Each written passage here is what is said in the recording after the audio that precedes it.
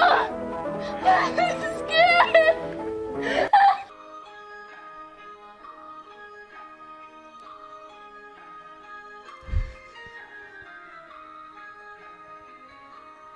I don't know why I can't figure this out, bro.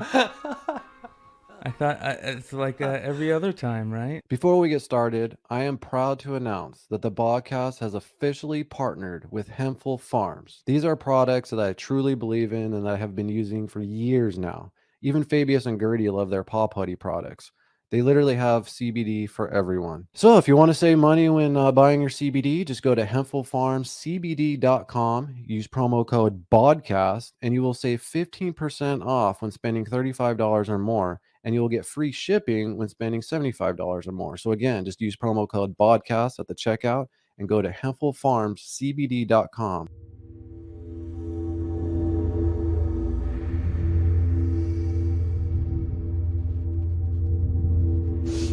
It smells hot. You smell it?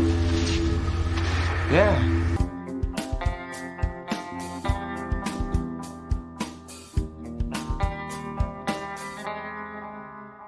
Where the fuck is McClay? The following program deals with a controversial subject. The theories expressed are not the only possible interpretation. The viewer is invited to make a judgment based on all available information. We'll do it live. We'll do it live! Do it live! I'll write it and we'll do it live!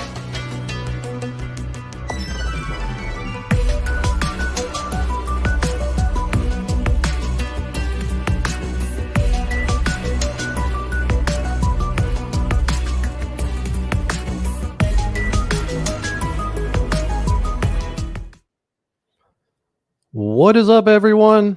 Welcome to the Bogcast. I'm your host, Keith Obit, joined with my best friend, Bryan McClay. What's up, dog?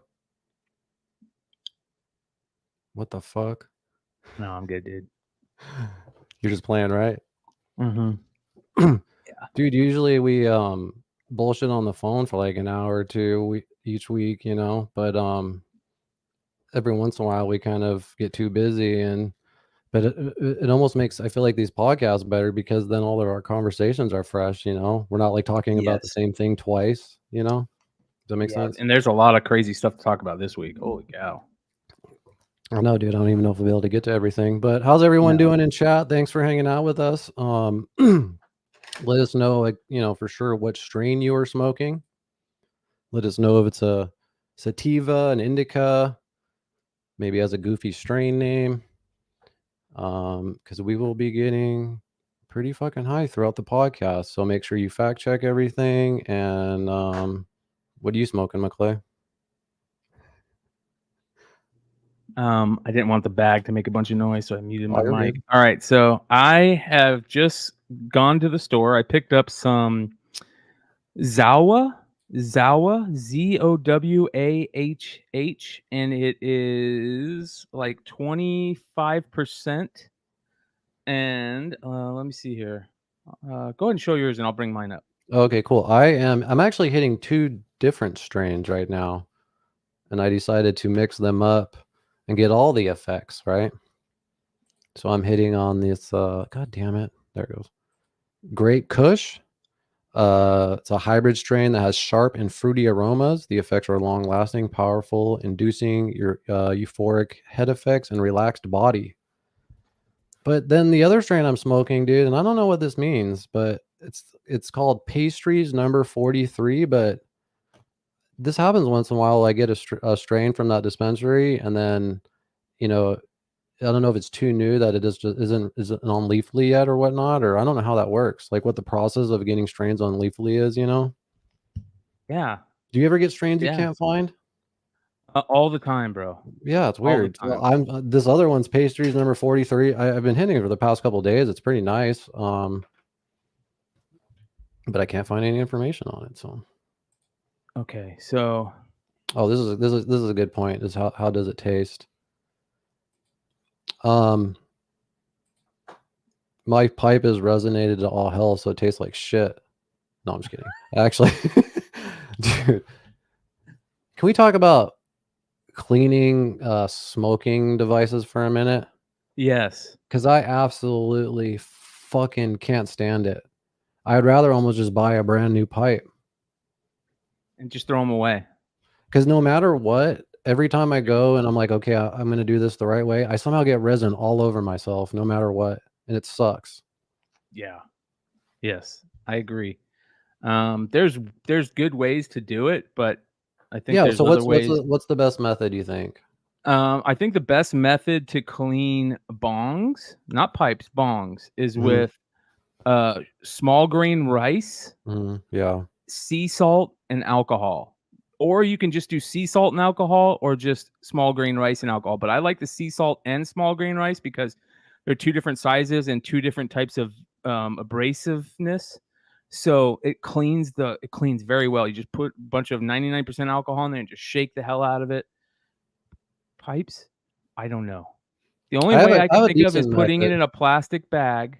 Right there, exactly. Yeah. Filled with alcohol. And Just leave it overnight. Yep. Shake the fuck out of it every time you go buy it. You know what I mean? Yeah. Remember we used to boil them and it would make the whole house smell like weed. So you're trying to make the house not smell like weed before your parents get home. And dude, you would not believe how much resin can fit in this motherfucking thing after like just a week or two of smoking. You, yeah. Dude, yeah, I was like blowing out, just chunks were just coming out into the sink. I was like, I'm like, holy shit.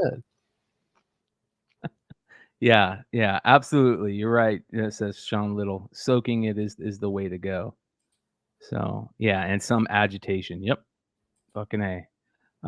It's tough, man. I agree with you. I think it gets to a point where if it's just too much work, you just spend the extra. What are pipes now? $9?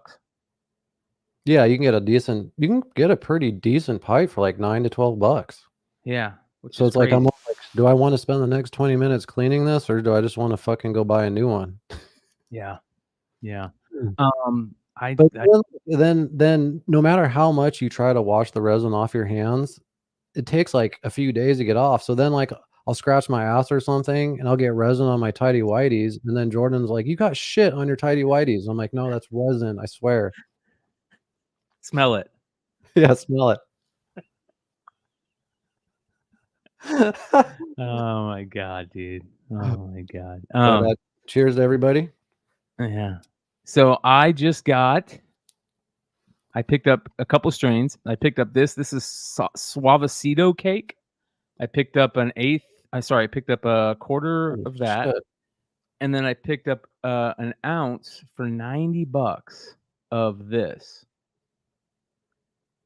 It doesn't look that good because it's pre-packed. What are you talking about? That looks amazing. Oh yeah. Yeah, you know what I mean? It's pre-packed, so it doesn't look that good. But it's Zawa. It's a mix of Skittles and Karma Sour Diesel. Damn, I've never heard of that one. Those leaves are crazy looking. Right? I love those. To me, nothing beats the purple. Okay, so let me show you something that Jersey to the Bay sent me then. Shout out Swaggle House Comics and Games. What's up? Check this crazy shit out. I'm pretty sure this is real. Oh, I saw this. Jersey to the Bay. Yes, I bookmarked this to show you too. Shout out to Jersey to the Bay, dude. Yeah, he's been sending me fucking fire lately. When he first sent it to me, I didn't believe it. Like, this isn't real, but it's in High Times, right? Yeah. Well, look at the next picks.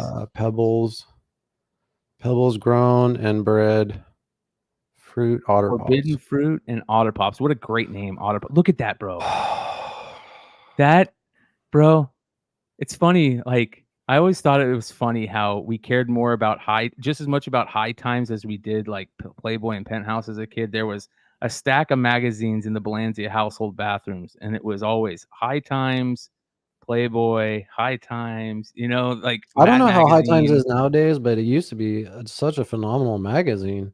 But there's also something kind of, I guess, rebellious about it in a way, because Cannabis wasn't as accepting back then, right?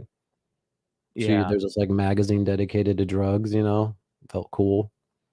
Yeah, weed porn is very real. It is. It is. Look at that, dude. Let's see what other crazy shit they got real quick. Black market organics. Oh, man. Look at that hash. You see that hash? A big chunk of hash? This one right here? Go up. Go up. Oh, That's that? it right there. Look at that, Holy bro. shit. Looks like a Damn. candy bar. What is hashinine? It says here, hashinine, which first discovered in 2014, is different, having been exclusively identified in large amounts in Moroccan hash. Often, Whoa. such hash is spoken of highly thanks to its lovely effect and uniquely earthy flavor not found in other hash types. Bro, I've ever since doing the benefit show at Hempful Farms, I have fallen in love again with hash. I There don't is think I've this. ever seen you more ripped, dude. Oh, bro, it was It was an amazing high. it was like THC in every form, whether it was like Yeah. edible, smoking. We had drinks, THC drinks. It was great, dude. It was just, and it made me fall in love with hash again. So as a matter of fact, because of that, I picked up some hash. And so during our break today, before social media and TikTok time, where we get to just smoke and smoke and smoke, I'm gonna be rolling up some of this salsacito with some hash in my mid-show blunt. Oh shit, nice. Yeah. They also gave me a free pre-roll, and it was funny because she's like, which one do you want? I'm like, it doesn't matter to me because I'm just gonna break it up and put it in a blunt anyways. And she laughed, and I go, I love getting pre-rolls. I think pre-rolls are a great thing, but you They're can shitty. never smoke Pre-rolls them. are shitty. You What are can you never talking smoke about? them. Yeah, they're I think they're too fucking tight. dog shit. They're always too tight, Yeah. and I feel like it wastes weed because like a cherry falls off, a huge cherry, a chunk of weed. I do Yep. the same shit. I take the pre-rolls and I break 'em them up and put them in either in the pipe or whatever. Yep. I think But I it's just will 'cause it's steal this cool little blunt holder from now on. I was kind of spoiled, dude, my whole life because I was always surrounded by just phenomenal joint and blunt rollers, and one of them being you. And so like Yeah. you really went above and beyond putting, the filters in them and shit. Time. And they like would roll perfect. You would take care of it. As it was going around the circle, you would doctor it. Fix it. Yeah. But pre-rolls, there's man, I something think it's about because it. it's like a machine or something. It doesn't have that human touch. It's just too. Yeah. I don't know. A lot of I'm not- people in the chat today asking what is TDS. So Should we I get think right we should into get that? started. Let's get right into it, brother. TDS. One Okay, of my well, favorite first things off- to talk about. First off, before we get started, I'm not like this big Trump guy or anything like this, right? But TDS is Trump derangement syndrome, where I don't know why I find it hilarious, but there are just people obsessed with Donald hating Trump and hating him, and they cannot stop talking about him, especially on Twitter. And it's just like, holy shit! Like, is this your whole? And it's usually actors or directors who haven't. They're just like trying to fill any kind Super of rich. relevant. You know what I mean? Yeah. Like they like John Cusack, for example, or Michael Rappaport or Rob Reiner. Michael Rappaport. Just go watch these guys on Twitter, how absolutely pathetic it is. And I think the reason why I think it's hilarious is because like once in a while, dude, on my story, I'll just be like, I'll shit on Biden, right? And then every time I shit on Biden, dude, 2 or 3 people message me and go, but Trump, blah, blah, blah, blah. And I'm like, motherfucker, A, I'm not a Trump guy. B, he hasn't been around in years. What the fuck are you talking about? So I don't know. That's what Trump derangement syndrome is. I can't. Mark Hamill, yeah. Mark Hamill is a perfect example, dude. I have the worst time trying to be a Mark Hamill fan anymore. It And sucks, I huh? was the biggest Mark Hamill fan. I just can't do it, man. And I'm just like you. I think it's very obvious that one, we never really gave a shit about politics in the first place, but when you get older, you kind of have to give a shit. And my way of giving shit is to call out bullshit on both sides, right? I'm not a Republican, I'm not a Democrat. For 90% of things, I sit in the middle. Exactly, yeah. Everything is gray. Nothing is black and white in this life other than death, and that's it, right? Mark Hamill has, and this is the other thing. All these guys, look at, I don't understand how Michael Rappaport can talk shit with that huge fucking herpes sore on his lip. he's giving all the microphones around New York City AIDS with that thing, dude. Because he's Look going at on that. podcasts, he's doing stand up and shit. Like, what the fuck? Holy shit! I don't get it. I just don't get it, man. This is the kind of shit where he posts this kind of stuff about 3-4 times a day. Players, Brett Favre, another scumbag, wore the number 4. 4. This is the 4th time. And they got you on racketeering, RICO, on some Colombo Genovese crime family. Except for this ain't a movie. This ain't good, fellas, and you ain't Henry Hill. See, that was a movie. Everybody looked good. They had on fancy custom suits. He's having a Trump indictment party. That's what it says. That's what the tweet says. And then Trump adoration syndrome is real. He's going on another rant. Oh yeah. This is when all the indictments were coming in on Trump, and he's just like happy and partying about it. It's like, what I'll the be fuck? in Syracuse this Friday.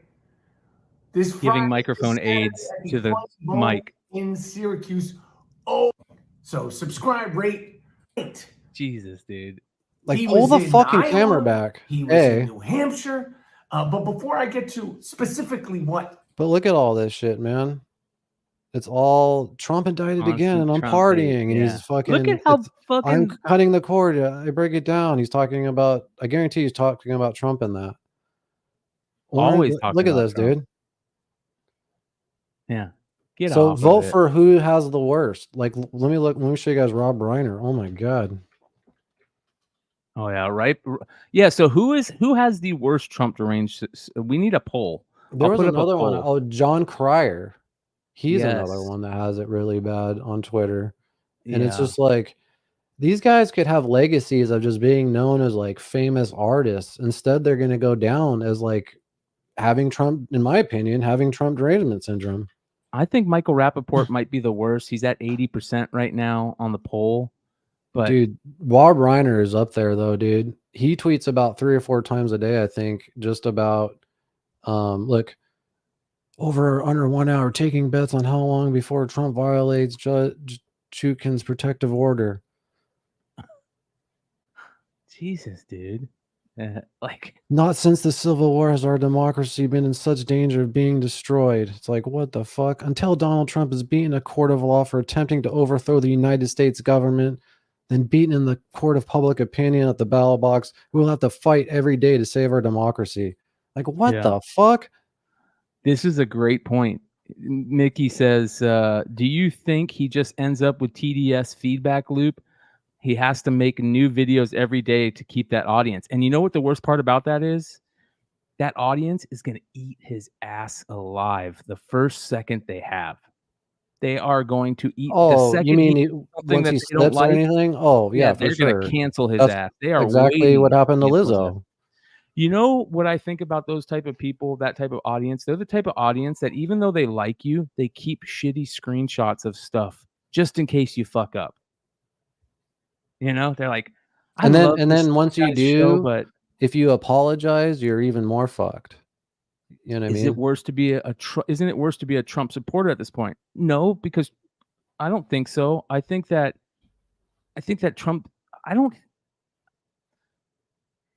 see many Trump supporters out there. I guess maybe I'm in a different thing, but I don't see a bunch of people going, "Oh, Trump is fucking the greatest thing since sliced bread" anymore. You know what I mean? Like, I don't see. I mean, that. there's like the hardcore those MAGA got, you know, people and Oh, shit of like course, that. every side has the hardcore, yeah. But I feel like it's even worse on the left than it is on the right. Does that make sense? I mean, they're bad on the far right, like the far right, the super far right, MAGA Q. The difference is between those is that, like, it feels like the left hates America and they've been infiltrated by like China or some crazy shit just because of all the wild shit that happens. Where like the crazy far right, at least, like, they feel like they love America. Does that make sense? Yeah. Do you really think there's 60+ million of them? I mean, just because, where does that come from? Does that come from voting, or is there like? We're talking about Trump people. Yeah, because I feel like if you're just taking it from his voting numbers, so many people voted for Trump just because they couldn't stand having the other guy in office. And I feel like that's what it always is. It's the lesser of two evils, you know? And I mean, that's not even the point of any of this. It's just like, people basing their personalities off of hating a political figure that much. I don't Yes. know. No, that's exactly. You're I don't know. exactly right. Yeah, basing your personality off of hating a person, it sucks. That's When like dumb. Rob Reiner, he directed Stand By Me, for Christ's sakes. Like he directed all these movies and all, you know what I mean? And this is like literally he's been doing this for like the past like 8 Yeah, years. why isn't he directing movies and doing the things he loves? He's spending too much time. I guess my hating question is somebody. he getting paid for these tweets? Because is anyone like gonna actually read his tweet, you know, in their Yeah. and maybe someone on the opposite, like, you know what, Rob Reiner's right. I'm gonna switch sides now. Oh, Chad, we do. Trust me. We laugh about that shit constantly. Don't get us wrong. Just because we're talking about Trump derangement syndrome doesn't mean we don't laugh at the other douchebags. They're all douchebags. But again, Well, the it just QAnon feels- people were all just a troll off of 4chan. Yeah, exactly. You gotta watch that what's that documentary called? Into the Q? Into the Into the Storm, something like Yeah. that. I highly Into the suggest Storm, I watching think. this, and you'll see It's so funny. this story that unfolds throughout the documentary about how the QAnon people think it's Trump that's fucking doing all these, you know, secret tweets and shit, and you find out it's just some dude living in the Philippines who's like 24. Yeah. You know what's weird? And we've talked about this before. It really feels like the two parties have flipped in almost 90% of ways. You know what I mean? For Like, sure. the The Democrats are Democrats always are all about about war now, and they're all about war and censorship. big business. Censorship. Yeah, like what the and fuck? censorship. Yeah, it's weird, dude. It's so weird. I have to tell you this, dude, and you know, we don't really honestly get into politics too much because, like, personally, I think picking a side is kind of goofy as fuck. But I honestly think, dude, 2024 is going to be one of the most heated years in political history. With all this shit going on right now, you know what I mean? Like, it's going to get pretty intense, I think. My brother is constantly telling me that he thinks that there's a civil war coming, and I feel like we're just so Dude, we don't cushy even that need a we civil couldn't war. handle it. Let the Yeah. libtards have California. They can have it. They can have fucking Oregon. It sucks because Oregon's nice, but they can have that too. Let them have Washington. Let them have the upper Northeast. They can have New York and all that. Just let us have like Arizona, Texas, New Mexico. And we'll charge them to fly across it. And just watch those cities burn like California is burning to the ground right now. They will. Holy yeah. shit. Dude, we need to go to California and make a trip to like a Target and just go in. I need a PS5. There's all kinds of shit I need, bro. Everyone's doing it out there. Fuck it. You know what I'm saying? We're missing out, Just go dude. we're not going to do it in our own home state because we don't want to be Well, no, because but we're going to do it in California. No, because in California, California has laws where if you steal $1,000 or less, they won't even charge you. And then they're passing laws where the workers can't do anything about it security wise. And yeah, this is the crazy stuff right here about how deep fake and AI propaganda and all that shit. Oh, once they get involved in that, you're never going to, you know, we deal with that with the UFO stuff over here where you just can't tell anymore because of AI and deep fakes. Can you imagine when like a video of Trump in bed with some dude comes out and it's a fucking AI deep fake, you know, like, or something like that comes out, Trump beating up somebody, a handicapped kid or something, and you're like, what the fuck? And it turns out there's some funny AI ones deepfake. where like they have Trump throughout history, but he's like teaching Tony Hawk how to skate, or he's like with Napoleon going into war, like just funny ass shit like that. Yeah. But then there's one that Rogan I felt kind of bothered by. You could tell it's AI and shit, but it was a fake Alpha Brain ad where he gets mad about like a competitor who made like a fake Alpha Brain one and stuff. But because Joe Rogan probably has the most audio because he has 2,000 plus episodes, dude. Oh yeah. You know what I'm saying? Oh yeah. And he's taught, you know, he's every way you could say a word, every cadence, you know what I mean? Like he's gonna be AI like a motherfucker. Yeah. Yeah. I can't wait to AI your ass. I know, right? Hey, you could probably already AI me, dude. I've tried. You just haven't found the good AI yet. I'll let you know. Have you seen those ones where like Theo Vaughn puts his face on like movie characters and like in movies and shit, like movie scenes? We should do that. Say that again. When they switch characters in the movie, it'll be like a movie scene, and then instead of like, Mrs. Doubtfire is like Mrs. Doubtfire with Theo Vaughn's face Arnold. Or something. You know what I mean? Yeah. Or Arnold, like, yeah. Put Wanna us in see the it. movie. Yeah, that'd be Jay and funny. Silent Bob. It should be Jay and Silent Bob, bro. That'd be a good one. Dazed and Confused. That'd be a good one. Half baked. Star Wars. Half Baked. Yeah. Star Wars. Cheech Yeah. and Chong. Be some good ones, dude. But this is kind of Martyrs. scary. No. The AI listing. What'd you say? Martyrs?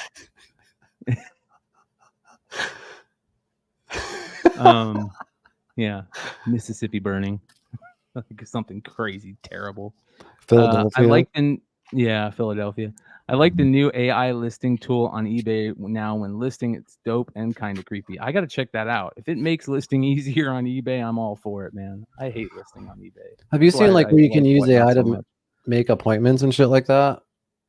Like, Yeah. that's like the future where they just Yeah. set up all your scheduling and make your calls, and that'd be kind of Well, dope.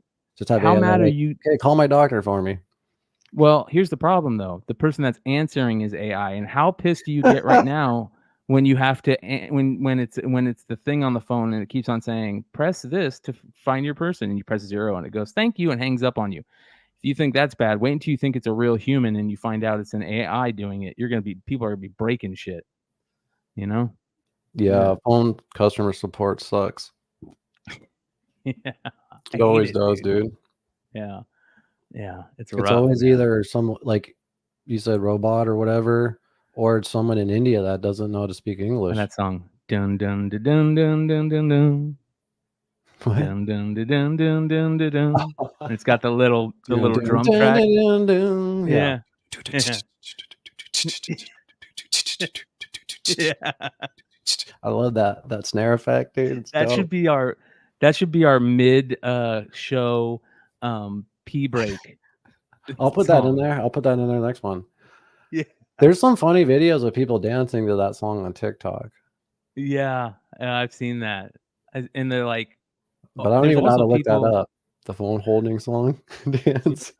on hold phone song, maybe. Let me see Yeah. that. Let me really quick.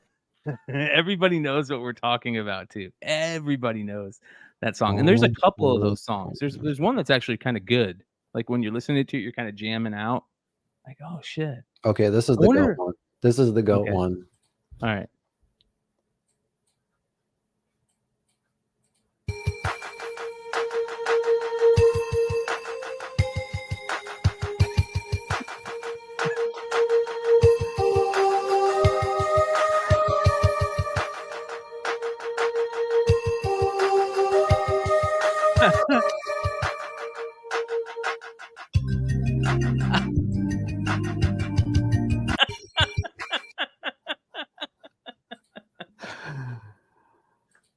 Dude, how famous is that song?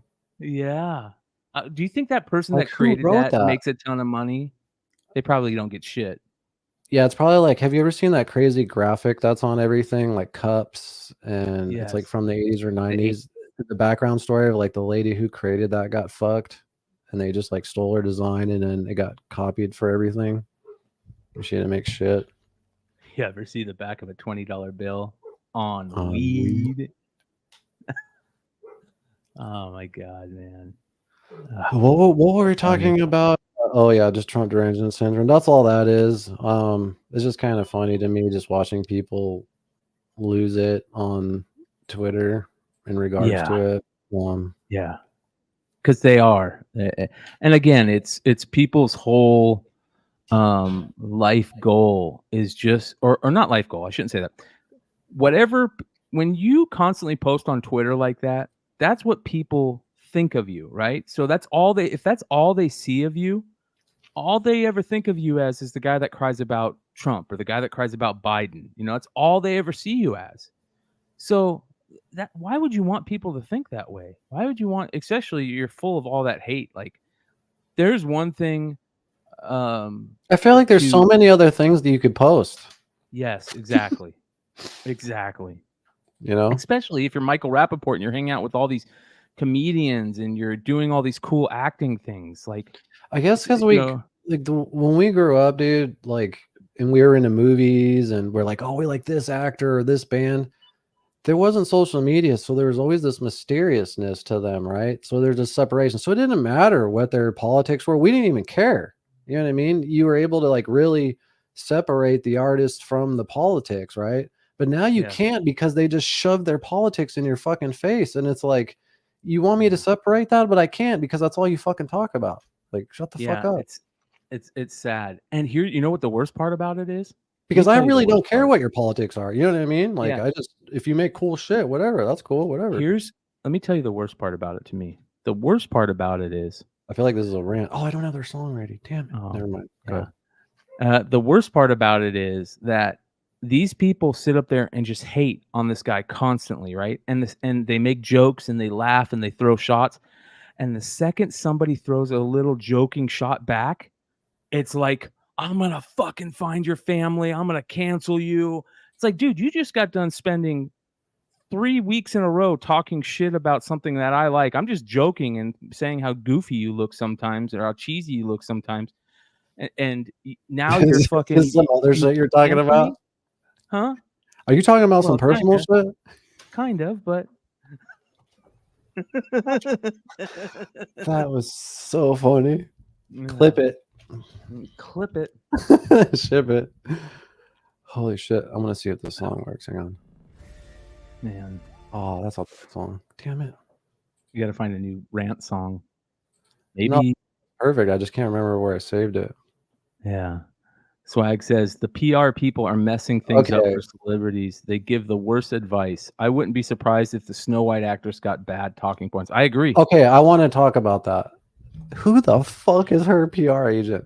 Have you seen this smug bitch's fucking comments that she made? Like Not 3 yet. or 4 different interviews. Bro, let me find this shit really quick. Hang on. Oh, this is absolutely ridiculous, dude. Yeah. Who has seen the Snow White thing and thought it was going to be a good idea? Is there anybody in the chat that saw the new Snow White stuff and thought it was going to be a good idea? I would love to know that. And don't just say that to be, the devil's advocate, because I saw the 7 Dwarves and I immediately went, this is going to take a lot of heat. This is the new Little Mermaid. God, I mean, there's so many of them, but it's a bunch of people commenting on it. I'm just trying to get the actual ones where she. Yeah, and I think that you're right, Mickey. Where somebody told her, "Hey, this is what you need to say.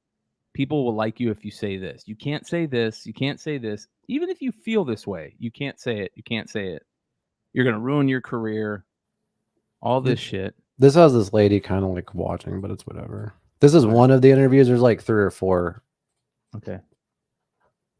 And very evidently so. There's a big focus on her love story with a guy who literally stalks her. Weird. So we didn't do that this time. Cast a guy in the movie. Andrew Burnap, great dude. All of Andrew's scenes could get cut. Who knows? It's Hollywood, baby. I was scared of the original cartoon. I think I watched it once and then I never picked it up again. Like, I'm being so serious. I watched it once and then I went on. Pause that. Why the fuck would you cast somebody that hates the film? Bro, do you remember us talking about this with the Thor movie when who was the director of Thor? Taika Waititi. Yeah. Remember when him and Chris Hemsworth did that interview and they're like, "What's your favorite Thor comic story?" And they're like, we don't really read it. We don't really care about it. You dumb motherfuckers. No. People are going to see this movie that care about that character and they care about it. At least lie. At least say, "Oh, I read a ton of it." Come on, what are you thinking? I've seen some recent Chris Hemsworth interviews, and he seems like he was upset about that fiasco. Really? Like he wasn't happy about that Thor, because they kind of asked if he would do it again, and he was like, "Yeah, if we got back to the original tone of the comic and didn't kind of fuck around as much." You know what I mean? You could tell like that he was upset by that. But check these comments out, dude. Ride in Disney World, which was called Snow White's Scary Adventures. Doesn't sound like something a little kid would like. Was terrified of it. Never revisited Snow White again. So I watched it for the first time in probably 16, 17 years when I was doing this book. I just mean that it's no longer 1937, and we absolutely wrote a Snow White that is not going to be saved by the prince. She's not going to be saved by the prince, and she's not going to be dreaming about true love. She's dreaming about becoming the leader she knows she can be, and the leader that her late father told her that she could be if she was fearless, fair, brave, and true. And so it's just a really Kind of incredible sounds like story what Kevin Smith wrote for everywhere He-Man. to see themselves in. Snow White is running That for didn't work. president. I'm launching my campaign. I am. But anyway, so, first of all, Snow White, I believe, is a German folklore. German, So originally there was controversy because of the casting, because she's not white, right? But in Snow White, it says her skin is as white as snow. But whatever, I didn't care about the casting. But then when she's like this smug about it, it's like, it's part of like goes back to like the Star Wars shit, man. It just feels like they hate the fans. Like, I just don't get it. Like, it's so easy just to remake Snow White, you know? I feel like, it's just a money play at this point. And then, like you said, they hate the fans. They hate doing. It feels like, instead of saying, why so smug? If you hate this character so much, why are you playing it? If you hate Snow White so much, why even be in it? I don't even care if you're changing it. Why? Why not just do something else? If you hate it so much, why talk about it? Like, what the fuck? I'm just wondering, do you think she just did that on her own? Was she told to do that? I don't. I think what Mickey is saying is right here. The PR people probably had a big part of that. They probably fill their head. How could they think that is smart? The same way that they think it's smart to write a movie like this. The same way that they think it's going to make money. Did The Little Mermaid make a bunch of money? I don't know if Little Mermaid did, but I know Disney has lost fucking hundreds of millions, if not $1 billion, from their last like 4 or 5 movies. They just like fired a shit ton of people from Lucasfilm. It's overseas somewhere, but they're having more layoffs and shit like that. Like this, they're losing subscribers on Disney Plus. Like they're not doing well. Yeah, you know. We were talking the other day in the comic book content about how all the movies that we used to love to like if a new movie was coming out or there was a rumor of a new character being cast, everybody would go out and get those comics, right? And then, we would love doing that. And now that has kind of, now nobody gives a shit. Do you think that is, and you see that in people going to see movies, you see people like us who used to be Star Wars fans, you don't even want to talk about Star Wars, yet alone see it anymore. I'm the type of person that's like, I got to give it one more chance, but I keep giving it its last chance. Do you think that we're all like this because the content has just been so bad, or do you think it's kind of like it's fatigue, man? It's superhero fucking fatigue in films. Like everybody's talking about it. Hollywood went from having a mixture of like what a blockbuster was like your summer movie, right, mixed with like independent films throughout the year. Like large, big independent films, you know what I mean? Like $10 million to $50 million films. We don't have those $10 to $50 million films anymore. And those are like my favorite films of all time, usually, like the ones that are made in that budget. Now, if it's not a sequel, if it's not a remake or crowdfunded and what I mean by crowdfunded is and Marvel just use that same goddamn formula for everything, dude. Yeah. What I mean by crowdfunded is not like your normal crowdfunding. It's very interesting because I see a lot of people when you have this conversation, they bring up that movie that Caviezel was in. What is that movie? The Sounds of Freedom. Yeah, because it made more money than Indiana Jones. How crazy is that? Yeah, but you know what's also crazy about that? That movie, like tons of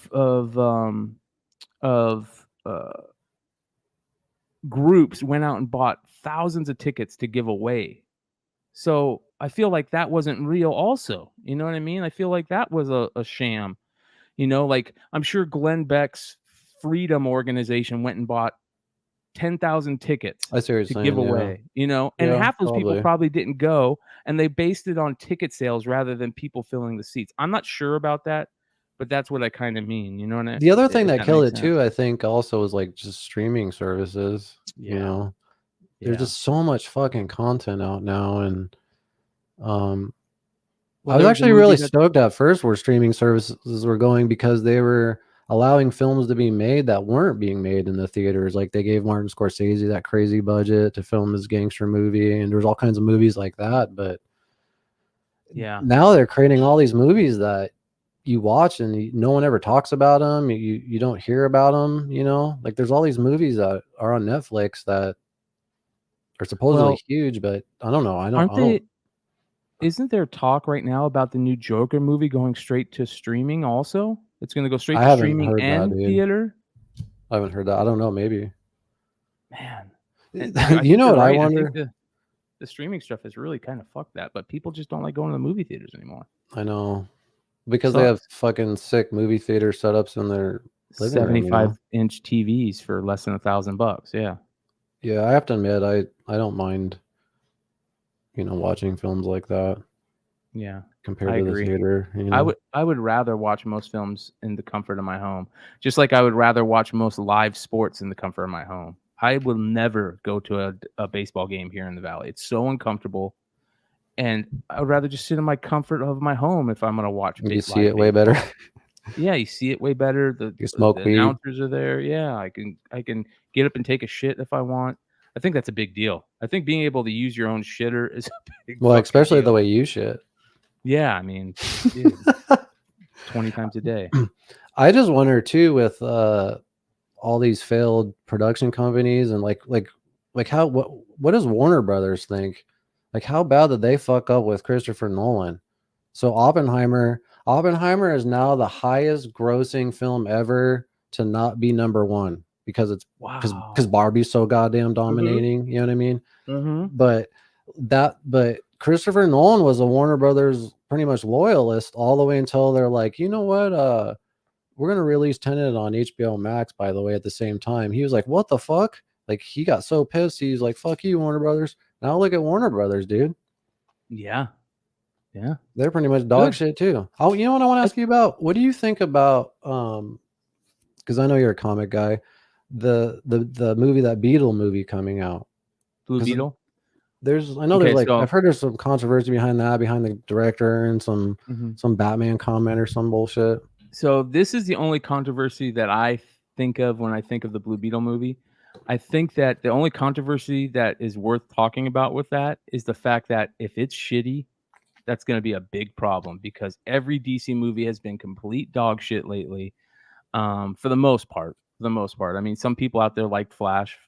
Some people out there like Shazam. Some people out there like Black Adam. But for the most part, it's been lauded as dog shit, right? And Blue Beetle, I really like the Blue Beetle character that they're basing this on, the Jamie Reyes character. I thought it was a great design. They redesigned the character back in early 2000s when they did this event called the 52, where they put out a book every week of the year, and they created this new character during that time period, these new characters, and they did like this crisis war, and that new Blue Beetle showed up, and he's a great design. He's what's his superpower? He's got multiple superpowers. Let me look him up.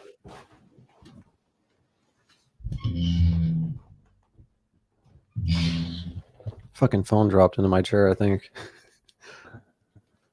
When you lose your phone, they say the same parts of your brain freak out, that like if you can't find your child.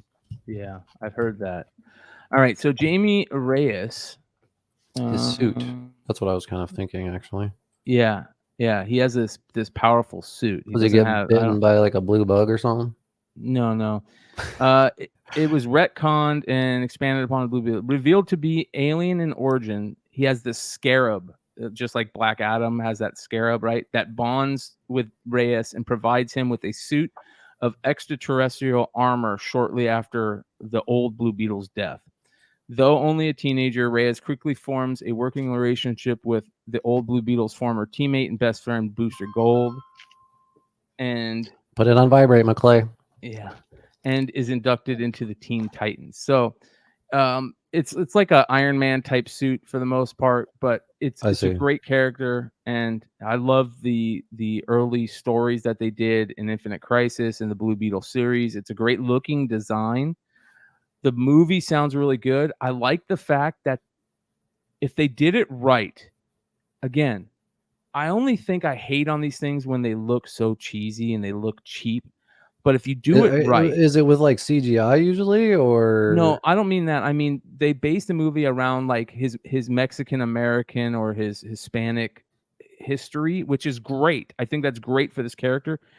Sometimes they just force it in a way that it doesn't hit. If they do it correctly and they don't force it and it doesn't feel forced, it comes off so well. And that's what I'm looking forward to. I hope.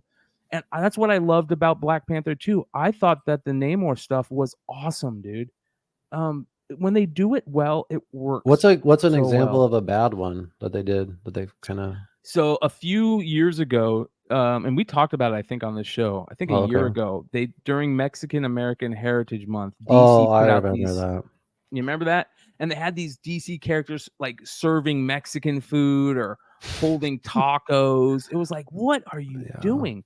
When they like do it like they did with Namor, where they went back to the heritage and the history of the Inca and the Maya, and it looks like they're kind of doing that with some of the new variant covers that are coming out with DC. Yeah, exactly. But you know what? Fuck that take. This thing was like a white guy doing this. Fuck you. Like, no, I'm not saying that Chad. I love Chad. Chad's a good guy, but come on now. Like, just because I'm a male, does that mean I can't say that? For McClay, no, we're not even supposed to actually have a podcast. Yeah, you're right. I've actually white male. I've heterosexual men. Like, I can't say anything. There's people. There's I can't say shit. There's a few. There's like 3 or 4 times where Jordan had clients who, under their breath, were like, "Oh, I could never watch that because it's 2 white guys." Like they said that. That's what I mean. Like, it's so sad that we have to even think about that as a reason. It's like, what a way to what a way to totally stop progress. What a way to stop progress. Oh, you can't care for another race because you're not that race. We live in Peoria, right? This another individual said they don't like Peoria because there's too many white guys. Could you imagine saying that about any city with any other race? Yeah, like exactly. I don't like Phoenix because of Mexicans. We would be tortured. Yeah, we would get comments like this. I love you, bro. Oh my god. Anyway, before we get into the just real quick again. Or sorry, go ahead, wrap up your point. No, as a matter of fact, I want to remind everybody, shout out to one of the best parts about Discord, Chad. The Discord is available to call in, and one of the cool things that I talk shit a little bit about the guy just because I like him, I love him, and I joke with him. But Chad has also been one of the guys. Yeah. Chad has been one of the guys that has really been pushing something that I think is really cool. So for our podcast, one of the things that we kind of like to do during the podcast is have like a pre-show and an after show. And a lot of people have been hanging out in the Discord call-in live section in pre-shows and after shows. And, I'm not invited to this. Thing. Like, You're always invited, bro. I don't go to all of them. We don't have to be there for people to do it, but it's still cool. And I saw something that he posted last week where he's like, yeah, everybody should go hang out in the Discord and bullshit during the pre-shows. And I think that's a good idea, Chad. And I'm going to start pushing it. Oh, yeah. And don't forget to let us know what strain you guys are smoking. Indica, sativa. I'm hitting a combination of that Grape Kush and Pastries 43. I'm actually going to start rolling my mid-show blunt here in a second. Oh, perfect. So while you do that, I wanted to get into some UFC shit before the UFO report really quick. Yeah. Because, dude, I don't think I've ever been that stoked for a fight than Sugar Sean fighting this Saturday, dude. Kind of sucks you have your I know show and shit because we're actually going to get the fight here. Are you really? But, dude, I'm a sucker for all the UFC promo videos, like, leading up to it. And then Sugar Sean did a bunch of badass podcasts. Like, he did one where Theo Vaughn was in his hotel room for, like, an hour. And he did one with, like, Bradley Martin and shit. But those like UFC promo videos that they do, like building up to the fight, they're so fucking sick. But I love anyway, Sugar Aljamain Sean just Sterling is because- fighting Sean O'Malley this week. So Yeah, I think Sugar Sean is just a cool character, right? He seems just like a funny dude. Like he's the type of person that you would love just hanging out with. what's fucking crazy to me is they train right up the street from here, literally. Less than a mile or 2 miles away, right? Yeah, literally, like in Yeah. this like kind of little ghetto area, Peoria. Yeah. So we need to figure out a way to get Tim and Sean on the Bogcast. That being said, I would love to get them on. Chris Martin's kids Train there with him, and Chris Martin was like, you could always go, because I told him how I'm fans of him and I watch her podcast, and she's like, oh, hey, you could always go in there and just hang out and shit. And I'm like, dude, that would be so lame. Like I just walk in there and they're like, oh, what are you in here? I'm like, oh, I'm just hanging out. Yeah, I just want to see like fanboy out. That would be so lame. What we need to do is we need to get Chris to one time when he's there, be like, hey, I have some friends that have a podcast. So would you mind checking it out and seeing if they'll come on, Or if you need a fucking editor. Yeah. Hire my boy Keith. Yeah. But do you know about the Dylan Dennis Logan Paul fight? This shit's getting kind of crazy, right? Dude, Dylan Dennis is going fully unleashed on fucking Logan right now. He's taking the Jake Paul route. Hilarious, dude. Yeah. He's taking the Jake Paul route. I love it. And using it against like his own even brother. Keem was like, Logan Paul, do something about this madness. I'm hurting for you, brother, and all the Mavericks. You must fight back. But literally, that's all Logan throughout Paul's the day, woman right there. Yeah. He's just posting pictures of Logan's fiance Girl. with just some other dude. Yeah. With other men. Yeah. Constantly. Tommy Lee as well. This never ends. It's obviously not Tommy Lee. Yeah. The dude from Biodome. That's wild. This is all today, by the way. That's 3 hours ago. This is 4 hours ago. Wonder whose 40th birthday it was. Oh my God. Oh my God, bro. This has been going on for like 3 days. There's so many photos like this, dude. Look at this.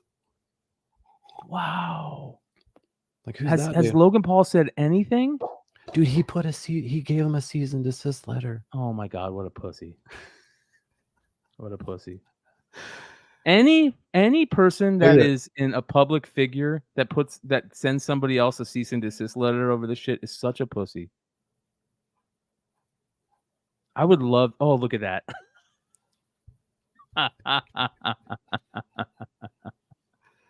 And then so Dylan Dennis was also on Nelk Boys recently, or like today or yesterday. Let me play some clips from that. It's pretty fucking funny. Hang on, let me pull them up. Bro, that is savage, dude. Dude, he's going full fucking. And I'm not a fan. savage. I'm not a big fan of Dylan Dennis, really, but dude, I'm gonna play you some shit about Dylan Dennis after this. It's gonna fucking blow you away. Yeah. What was I looking up?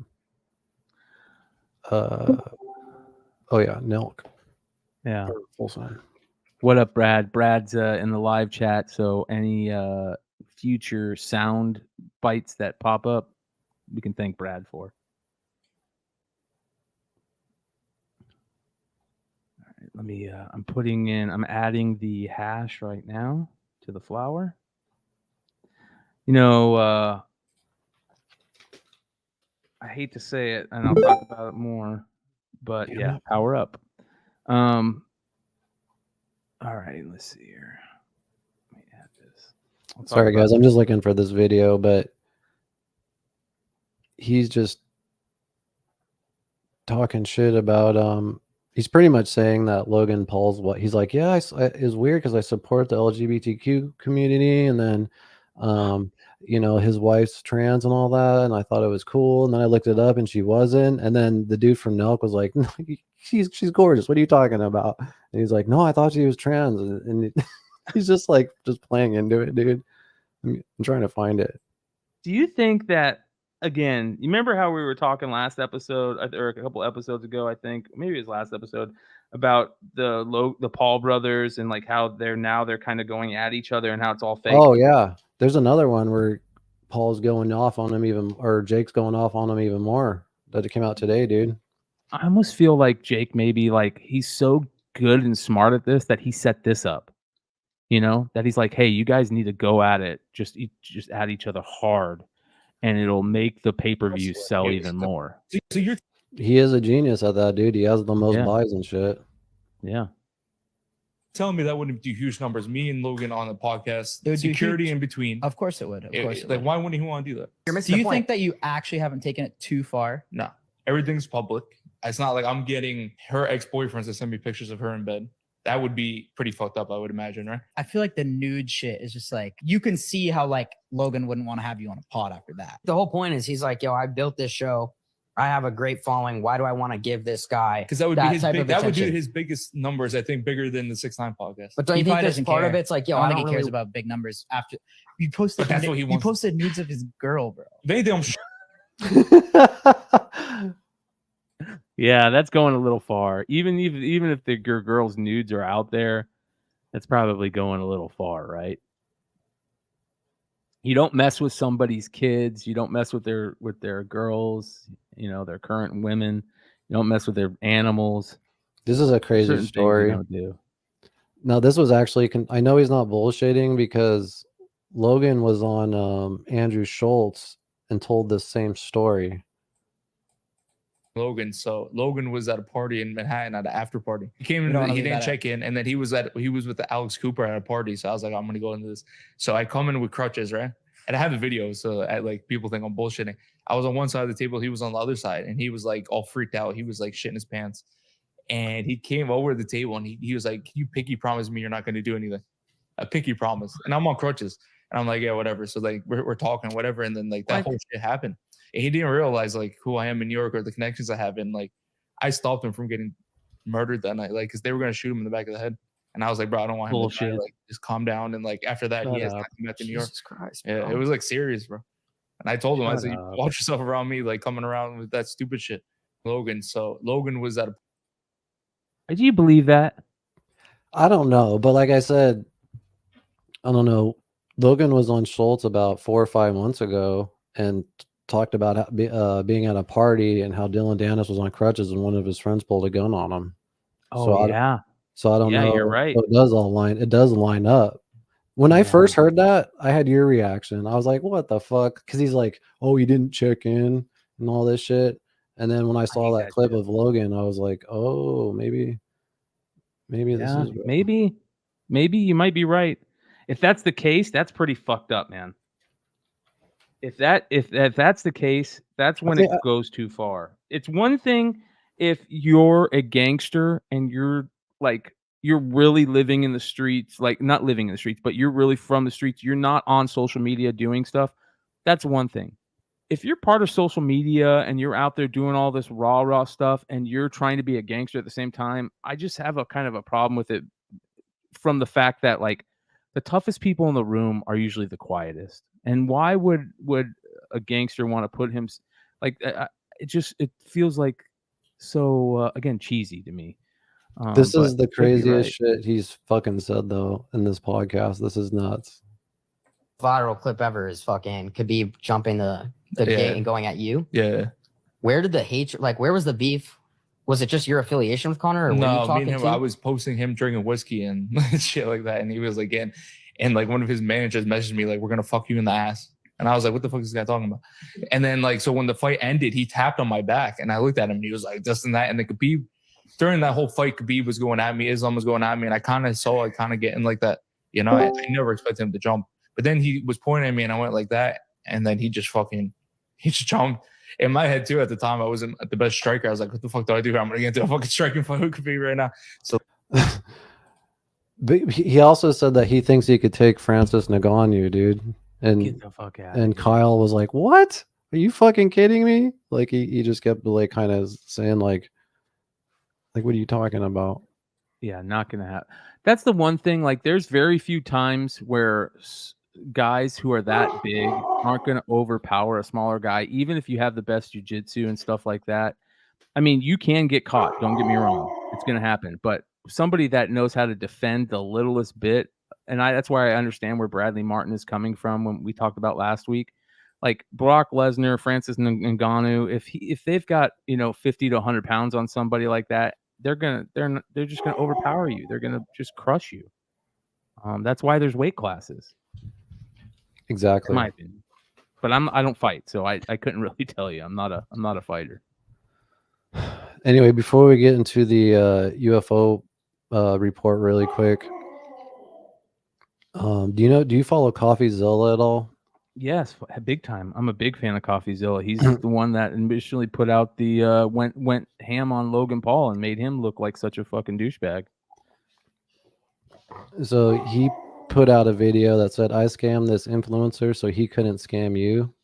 And it's about Dylan Dennis. And I have like a few timestamps.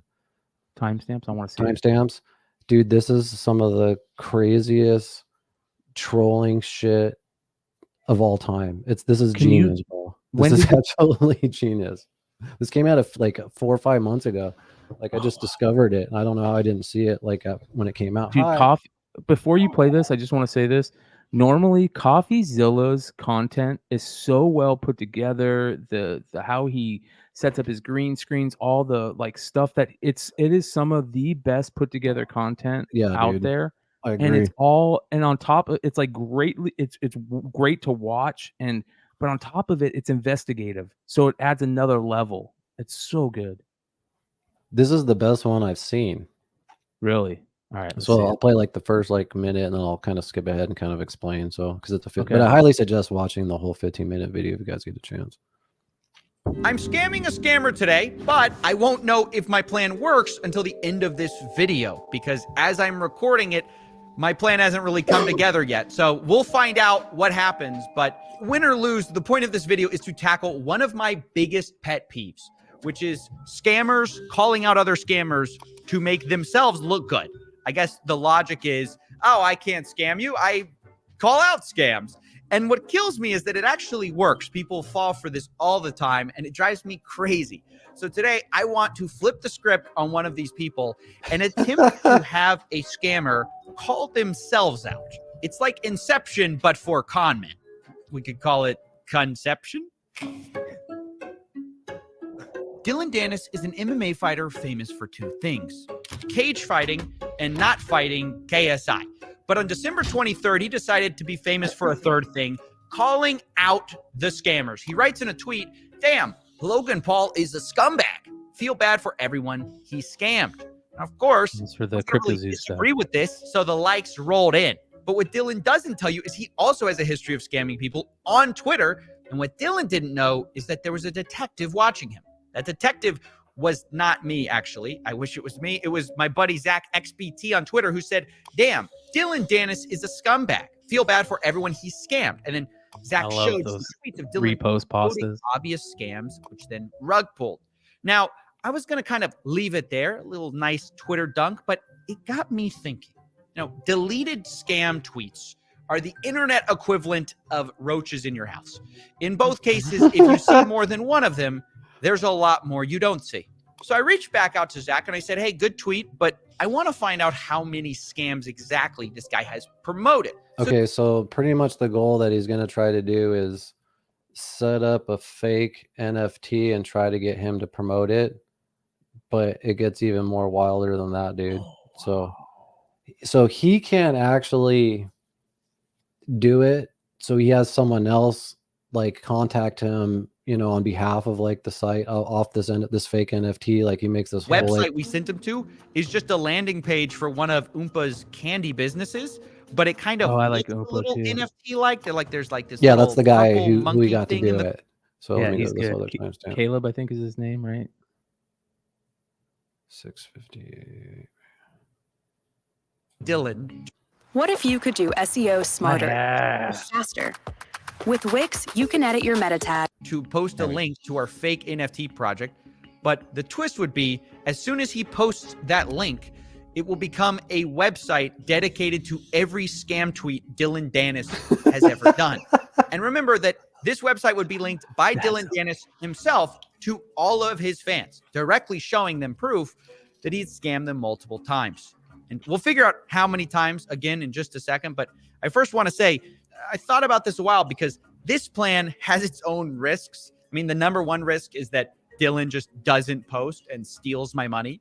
Because he's going to offer number two him risk is, money. well, what if he finds out we duped him and then immediately deletes everything? We don't get our money's worth. So to remedy that, because I really wanted to do this plan, was to structure the payment so that I paid him $1,000 up front, but didn't pay him the rest until he kept the tweet for certain periods of time. Smart. And to my surprise, he agreed to the terms. And so this is where I'm going to leave things with him. At this point, I have a lot of things to do before Friday, which is the day I told him this whole fake thing is launching. So I'm going to go do that. So he goes and does all that shit. He creates the like fake NFT. Candyland, NFTs. fake NFTs. Dude, he spent a lot of time doing The this. idea is this is what he's initially going to promote. And then I also created our little... Yeah, you're never going to believe those, So dude. he doesn't say I trapped him in this whole thing. So what I decided to do, just to make sure we cover our bases here, is I drew up a contract for Dylan to sign before this whole thing goes live. I'm going to be sending it to him. And in it, I lay the whole thing out. And this is what I did. So he won't read it. Oh my God, bro. Probably will catch us, because in black and white, I lay out our whole scheme right in front of him. So it literally says, like, you're going to be the butt of the joke. It says people aren't doing due diligence. It says that we're going to be switching the website to show his prior promotions. So we lay out the whole thing there. And what we're really banking on is he's not going to read any of this. He's just going to see money and just sign it, which is the whole point of this entire thing. So I think it fits. Hopefully we don't. Yeah, by the way, some of the parts I didn't play is like he didn't really look at anything. He was just like, they're like, will you promote an NFT? He's like, yeah.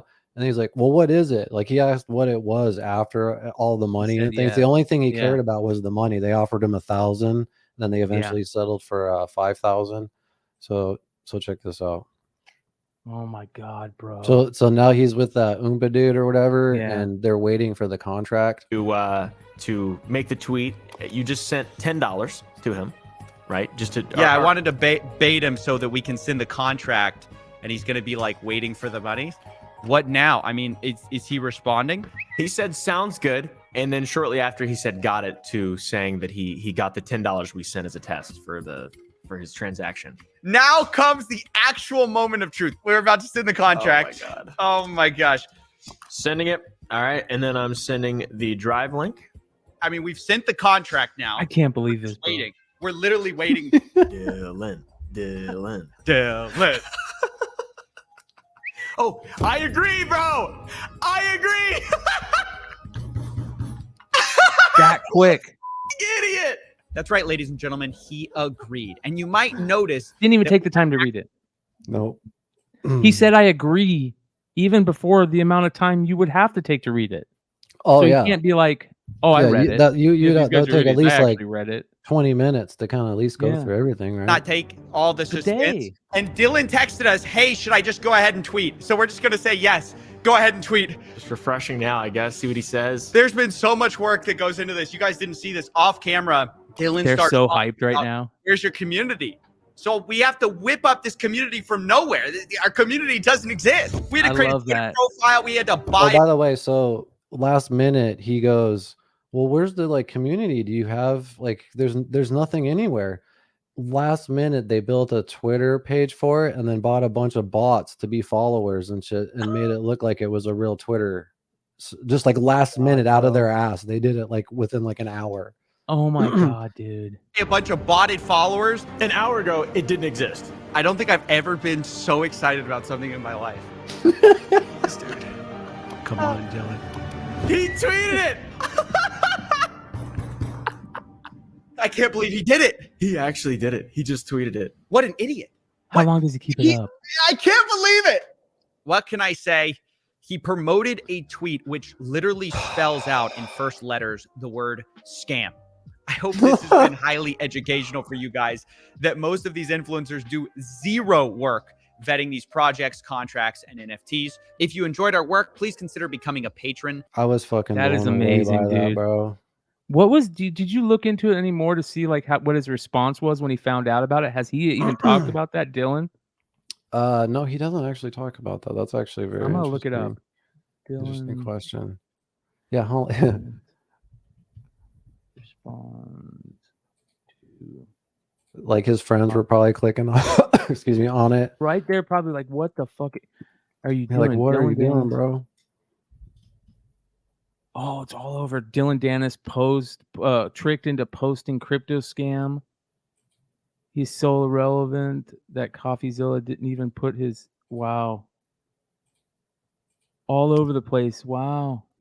That's one of the most CoffeeZilla. genius, like that contract and how it's just all laid out in front of them. You know, just fucking Perfect, genius, bro. dude. Perfect. Like I was Absolutely already perfect. a huge fan of CoffeeZilla, but after I saw that, I was just like you when I was first watching it. I was going, oh shit, yeah, hell yeah, they got his ass. What an idiot! And I was like thinking the same thing. What an idiot. Yeah, I don't blame you, Hartman, because that's the reason why most people don't fuck around with NFTs, because of all the fuckery that goes on in there. Man, the amount of people that made money off of rug pulling NFTs and crypto coins was unbelievable in the pandemic. It was so crazy seeing people. Who was the guy that's the kid? He looks like a kid, but he had the show on MTV. I don't know. What is that kid's name? Yeah, but like Jimmy Fallon, all those major Yeah. celebrities, Paris Hilton. I know like Justin Bieber bought a bunk one. Like he Andy spent like $2 million. Milonakis, yes. Oh yeah, Andy Milonakis. Andy I follow him on Milonakis. Twitter. He's a good Twitter follower. He's funny. Yeah, he's funny, but he also scammed a ton of people. Oh, he did? I didn't know that. Yeah, yeah. Well, I'm gonna unfollow him. Dude, all these people scam people with rug pulls, crypto coin, or NFT shit. It was rough for a while there. Yeah, Logan Paul still owes. Yeah, CoffeeZilla destroyed Logan Paul. Destroyed him. Absolutely. It was I remember following that when it was going on, just waiting for each part of CoffeeZilla's, detective work on CryptoZoo. And I remember there was a video where Logan Paul is responding, and Logan Paul is like, in his hand, he's like, I want to say thank you to Coffee. Like, he finally had to come out and say thank you to CoffeeZilla for showing what was really going on. And while he's saying it, dude, his hands, he's doing something with his hand, and he's squeezing so hard that all the blood's coming out of his fingers. He was so fucking mad, dude. So mad. Quit looking at my videos before I show them, asshole. I'm not looking. Yeah, you were. I just saw you. The people that don't know, like when I have a video ready, it's previews down here.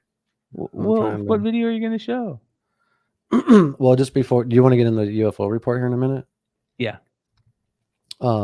Just really quick, because they are kind of alien to me, but for some reason, Gertie's like always in hunter mode. She's always trying to hunt birds and all kinds of, like, she's the one that found that little snake in our backyard and shit.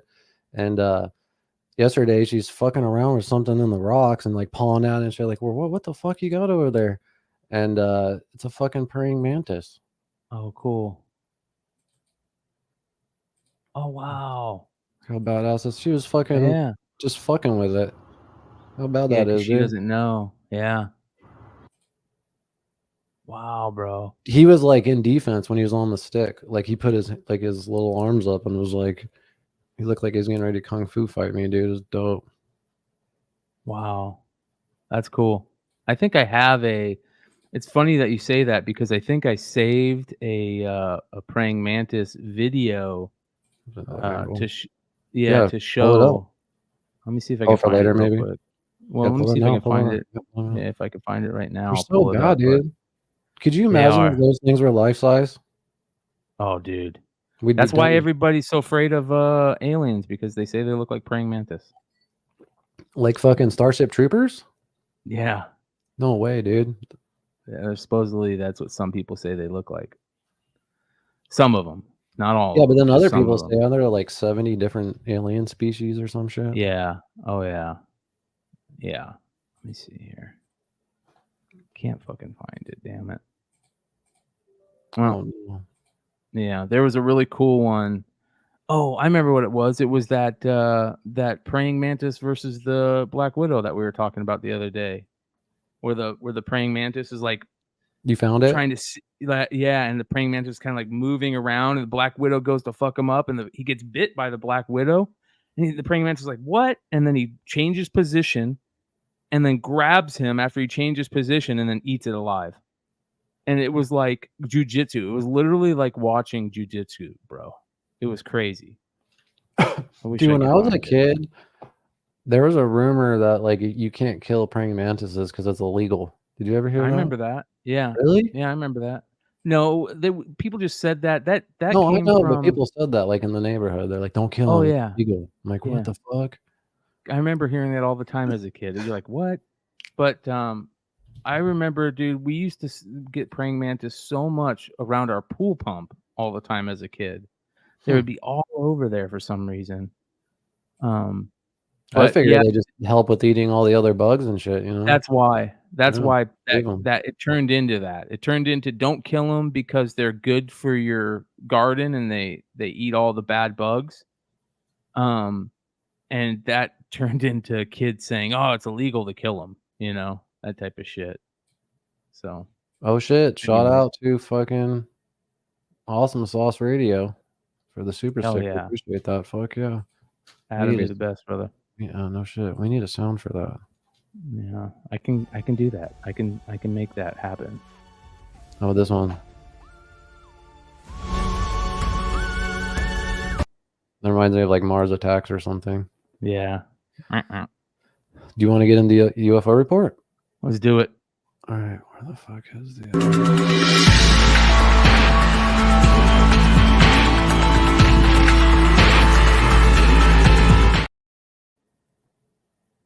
Ladies and gentlemen, UFO report. You don't say that anymore. You got to say it. This is the UFO report with Bryan McClay. Clay. Thank you. Need like a delay. So one thing that we talked about last week that I might have changed my opinion a little bit on. You ready for it? Uh-oh. The Peru incident. And this is I just want to bring these. I'm so proud of you, bro. You were so proud of you, but dude. you might be a little bit proud of me here too. Okay. Nope. There All was I watched disappointment. a really good interview with a researcher that spends a lot of time in Peru and the Amazon. He's one of the guys that's big on ancient architecture like Pumapunku and Sacsayhuaman, I think is how Sacsayhuaman. And the other places. No. Yeah. And kind of like Graham Hancock and stuff. And so I saw an interview with him on Jimmy Church Radio the other night where Jimmy Church reached out to him because he spends a lot of time in that exact area where this is going down and said, I want to learn more about the tribes. Do you mind? And the guy's like, I've been following this since the first stories. And he came on and he talked about it. And he made some really good points. And I want to talk about these points. So one of the things that he said is he explained how life in the villages down there is, because that's one thing that we don't think about. This story came from a village in the middle of the Amazon, right? Not the type of village where if something goes wrong, you can call 911. Not the type of village where they might have a satellite phone to reach somebody in a few days. They don't even have that. If there's a problem in their village, the men get together with their shotguns and their guns that they use for hunting, and they fix it, or they canoe out, leave the village, and go find the Navy to have the Navy come in and fix stuff, right? And which is their military in Peru.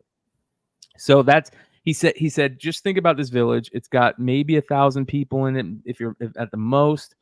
They're in the middle of the Amazon. They deal a lot with smugglers and illegal miners, right? So they deal a lot with drug smugglers and illegal miners, and that's what a lot of people said this was originally, right? Oh, this isn't aliens. This is them just getting fucked with by illegal miners, and this and that, and that was the original thing. And this guy said, he goes, let's take a look at what they're saying this is originally or actually, right? Before we get into the alien stuff, let's say what they think this is, what they're telling us this really is.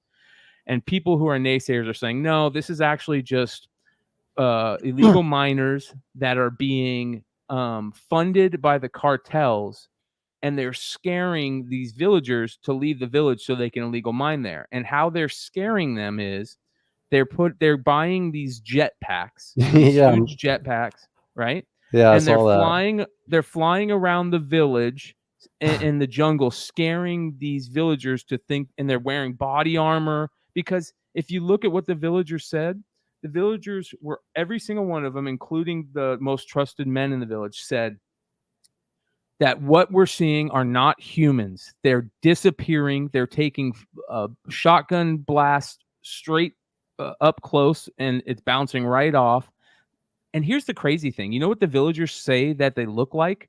They said that they're wearing like silver body armor, that they showed them like images of like the Green Goblin from that Willem Dafoe played, and how it has like that metal bodysuit. And they said it's kind of like this, but not green, right? They had masks, metal bodysuits, and that they had these things on their feet that allowed them to float and move around, right? And that they would disappear also out of nowhere. So that's where these things came from. Oh, they're flying around on jetpacks. They're not, flying around. And the body armor they wear is just regular body armor. That's how they're able to take, bird shot, this and that. Okay, that's one thing. I understand if you're saying they're dealing with cartel and stuff. I'm sorry, though. You put on one of those jetpacks and you're trying to fly around in a jungle that's as dense as the Amazon, not fucking happening. You're not going to be able to just fly in and out. Yeah. Second of all, it's not going to be quiet. It's going to be so damn loud, right? Those jetpacks. How much do those jetpacks cost? $400,000, $500,000?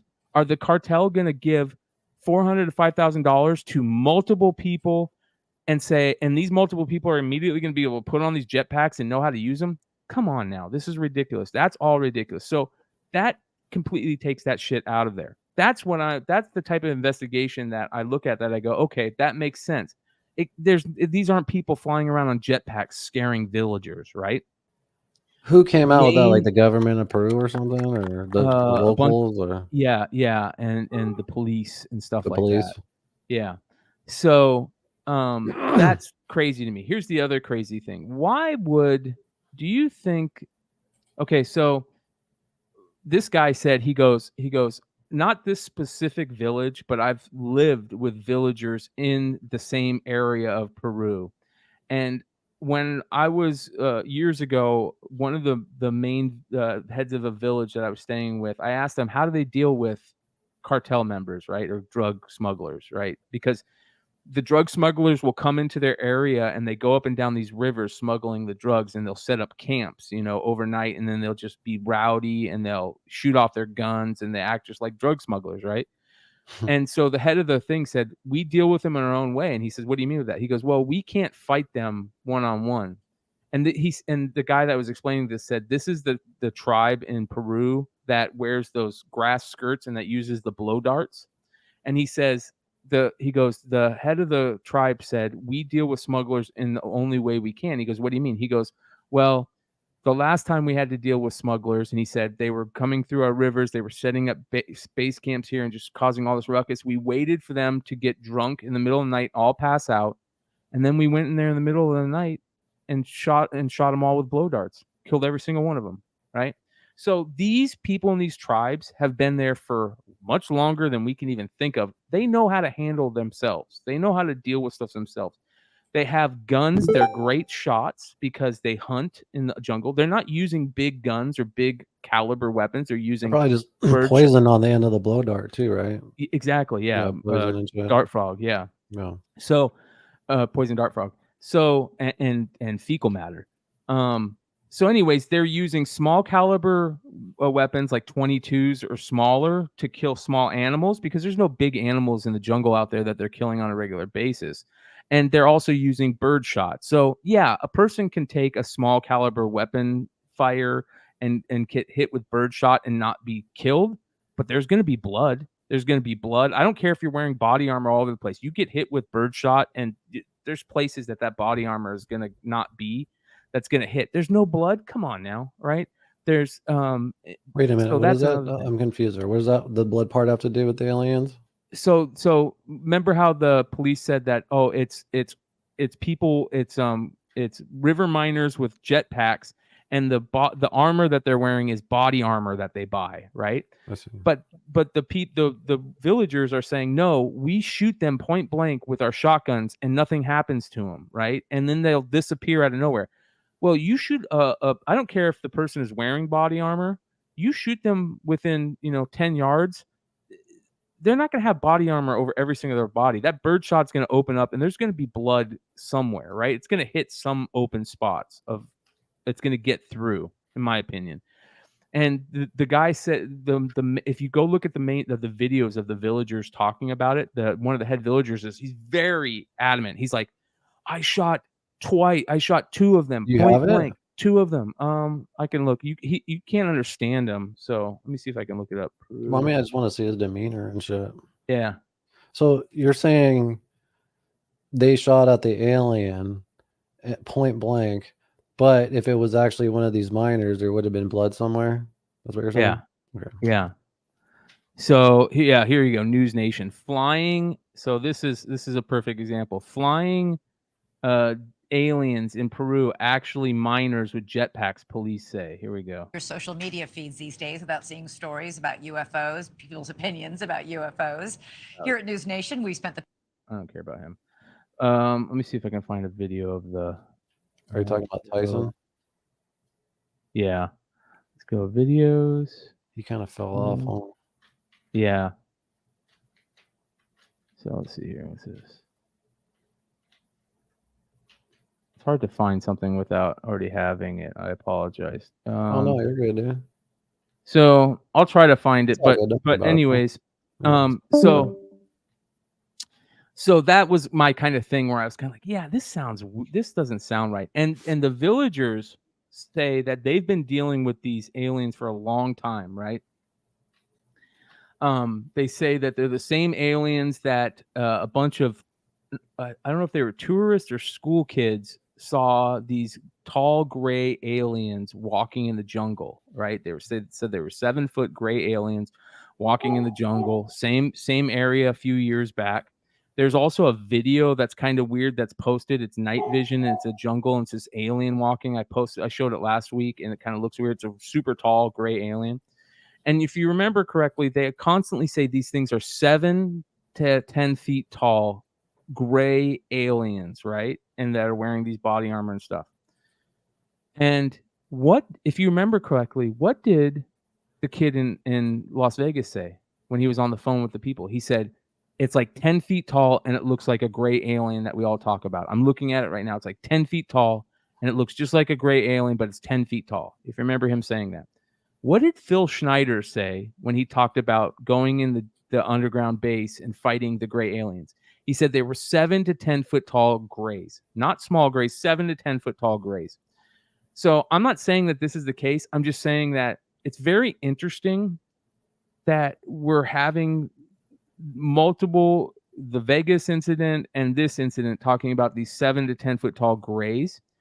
Could there be, I'm just throwing this out there in the ether, could there be some type of like mini invasion going on, or like where these aliens are starting to like fight? Well, I just read a report earlier where Ryan Graves said that there's reports that the Navy said there's like spaceships fighting or something, or shooting at each other or something. I'm like, what the fuck?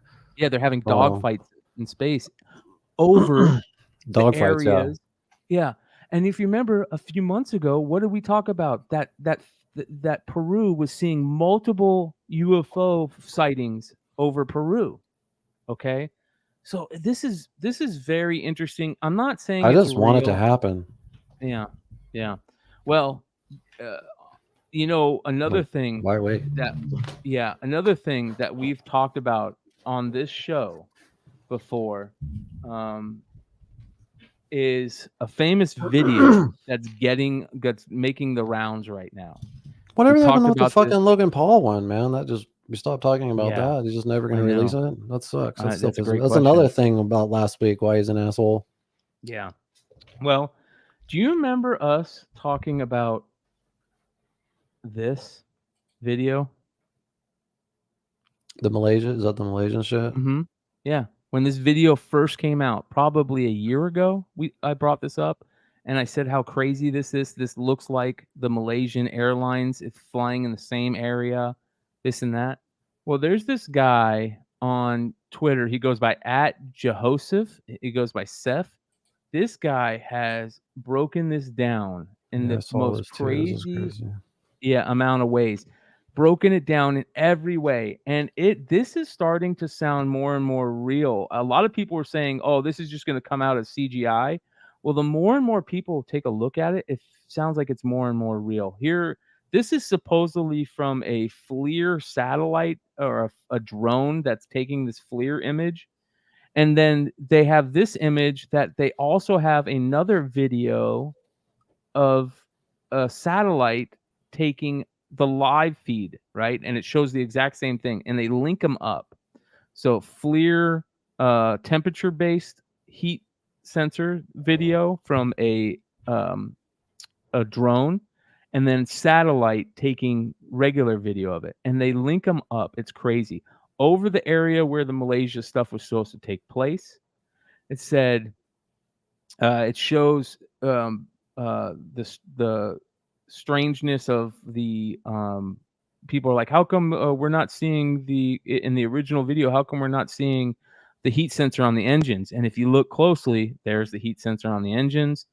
So this flight just completely disappeared, right? Yeah, this is that Malaysian Airlines flight that they were looking for forever, and they couldn't even find wreckage, right? For months. They eventually found like doors off a plane that matched the same style plane, but nobody has ever been able to find anything. And these are the videos that came out showing you could see 3 UFOs circle the plane, and then they just like delete it. Watch what happens.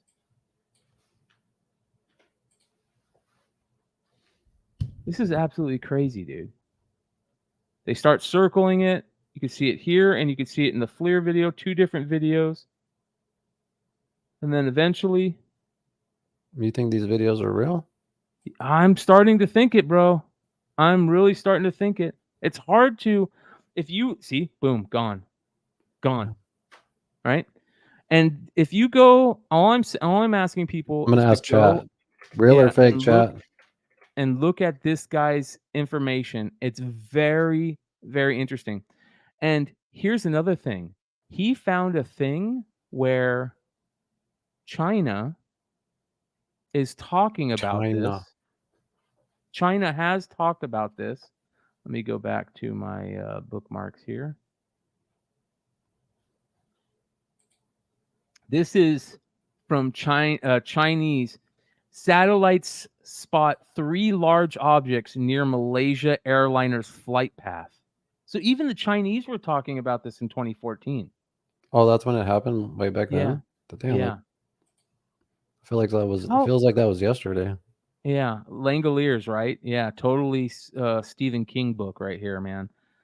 This is starting to get more and more interesting. So I just suggest if people get a chance to go look up information, don't immediately go look on the net and see somebody goes, oh, this is CGI, without having stuff to back it up, because that's what a lot of people are doing. There's a lot of people that are backing up the opposite, saying, no, this is real. And all this information is coming out about it. There's some good people out there that are talking about this stuff. Very, very interesting. It's the Malaysian Airlines stuff to me, and these videos that are coming out about it and people that are talking about it. So basically, it was filmed from the NROL-32, which was launched in 2010 and is a stationary satellite over the Indian Ocean. The plane lost power at the same time, and the location of these orbs showed up at the same time that the plane supposedly lost power, because they were talking with somebody and they said, hey, we lost power, right at the same time that those orbs supposedly showed up. It's absolutely crazy, man. So I just, and not only, so this is something that we talked about like a year ago. It's all over the regular media. Like we were talking about CoffeeZilla and the Malaysia Oopaville. story shit The is? Malaysian thing. Yeah, Oh, we wow. were talking about Oopaville and CoffeeZilla. Well, they have a great podcast they do with Mudahar, who goes by Some Ordinary Gamer. And even Some Ordinary Gamer is talking about this. Like, tons of people are talking about these videos right now. And that's very interesting to me. That's what's interesting to me too. That main people are talking about it. Yeah, just the amount of tension that it does have. Yeah. All this Yeah. shit right now. I just wonder how long we're gonna be like thinking we're close, but then 2 years from now we're still in the same boat, you know? Well, this attack Or we're dead from on the David invasion. Rush is backfiring on them. You brought up the quote by Ryan Graves. Ryan Graves says that pilots on routes crossing the Atlantic and Pacific Oceans have recently been reporting UFOs that look like they're dogfighting in space. Like they're battling each other, right? That's crazy. And here's another one. Representative Moskowitz says that they'll start doing field hearings outside Air Force facilities if Congress continues to get stonewalled on the UFO issues. So now the congressmen are getting super mad. If you're not going to let us talk about it in Congress, we're going to go talk about it other places. That's very interesting. Yeah, man. Or one world government. Yeah, GTK. I hate to say it, but that's also a big part of it. Like, these fake invasions, has been talked about as being used by one world government for a long time. Project Bluebeam. Yeah, Project Bluebeam is a major thing. As a matter of fact, speaking of Project Bluebeam, bro, I gotta show you something crazy. Remember how I was talking about that the other day? There was that big, huge plane. There's a lot of things that a lot of conspiracies and things that you kind of agree with. But what are your thoughts on Project Bluebeam? Because it kind of would contradict I don't a know lot yet. of your alien beliefs. You know what I mean? Yeah. I don't know yet. Here's what I think. I think Project Bluebeam could be real. I don't know if it is, but it doesn't sound out of the ordinary for the military or the Illuminati. I say Illuminati. I don't know if it's Illuminati. The shadow government, which we know is real now with this whole David Grush thing. There's no doubt about it. That the shadow government has some type of thing that can create fake things, visions of stuff in the sky, airplanes, UFOs, whatever. Portals. That's what Project Bluebeam is. And I don't think that's out of the ordinary to say that could be something. Is it for sure? I don't know yet. The theory that I enjoy the most and want to believe is that goddamn Hadron Collider. And there's just so much crazy shit going on with that's what opened up these fucking portals to allow all these fuckers in. But because no one ever talks about that, Hadron Collider. No one ever talks about HARP anymore either. The high array facility that's been. Is that the if weather you remember shit? back, That's the weather shit, right? back in our ST days, there was this guy on YouTube. What did he go by? I can't think of his name right now. It'll come off, but he was out there talking about these HARP facilities, and he was basically proving that these high array facility, what does HARP stand for? High array. I can't remember. That these facilities are creating storms, right? They're creating hurricanes, they're creating tornadoes, this and that, and that you can see them doing it, right? And I remember talking about this during the ST days, that the HARP stuff seems very reasonable, that they're able, that this, whatever the government or these shadow governments are able to use these facilities to create storms in areas that they want to create storms in, right? You need a smoke screen. That sounds absolutely insane back then, but it's actually, you can watch a YouTube video now on how they actually have those machines that can manipulate the weather. Yeah. Chad Cave says, yes, government can do that. He's a transformer. His name is Mirage. Yeah. All right, so here we go. This is crazy. Look at this. Oh shit. I don't know what to think about this. I would understand what's going on here. Come on. You better not have the same video I have. Okay. Oh, do I? No. Yeah. It's not? No. Okay. I don't care. I'm just kidding. All right, check this out. That looks fake already, dude. Oh, that has something to do with They're going opposite frame ways, rate. though. I know. I know. I've seen videos dissect all this shit. Not this one in particular, but it has to do with frame rate, the way the car's moving and all that shit. That's just an illusion from the recording.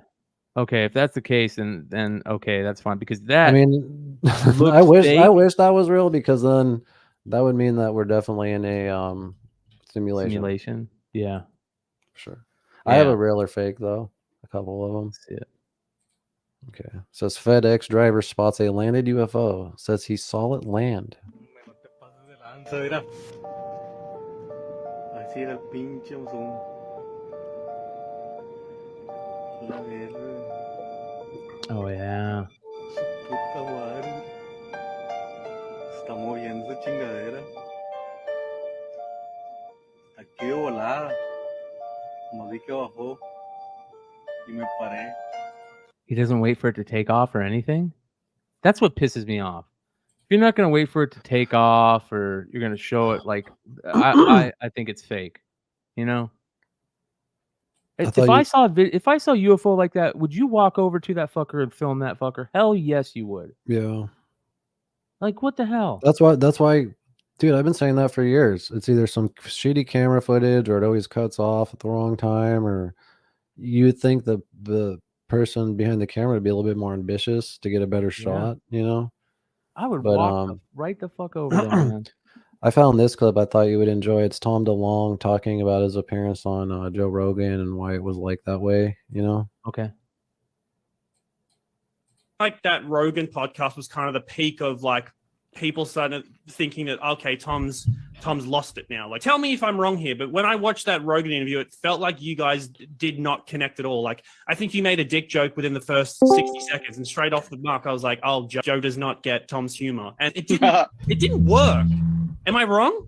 No, you're not wrong. So the series of events was when To the Stars was formed, we did like multiple days of media training. They got to make sure that Tom, the one without the security clearance, is not out there spilling a bunch of shit that he shouldn't be spilling. And then the very first thing that's booked was Joe Rogan. It's a big opportunity, but everything about it was, you can't say this, you can't say this, you can't say this, stay away from this, and I wasn't that good at it yet. I haven't done it yet. So I go in there and I was thoroughly unprepared for 90 minutes of some guy being the way he is, like, why can't you do that? Why can't you do that? I don't believe you. You know, and all this dumb shit. And I'm sitting here just trying to fly by the seat of my pants, knowing that for like months before this and the few days before this, I have all these really important people staring at me only saying, don't you fucking fuck up. It's a big deal. Because I got in a lot of trouble after that fucking interview. And if you've noticed, I haven't done anything like that ever again, you know? Yep. I believe him, dude. I think that Joe kind of there was no chemistry between them. Joe kind of that wasn't necessarily Joe's fault. No, I don't think it's necessarily sometimes Joe's certain podcasts don't work out.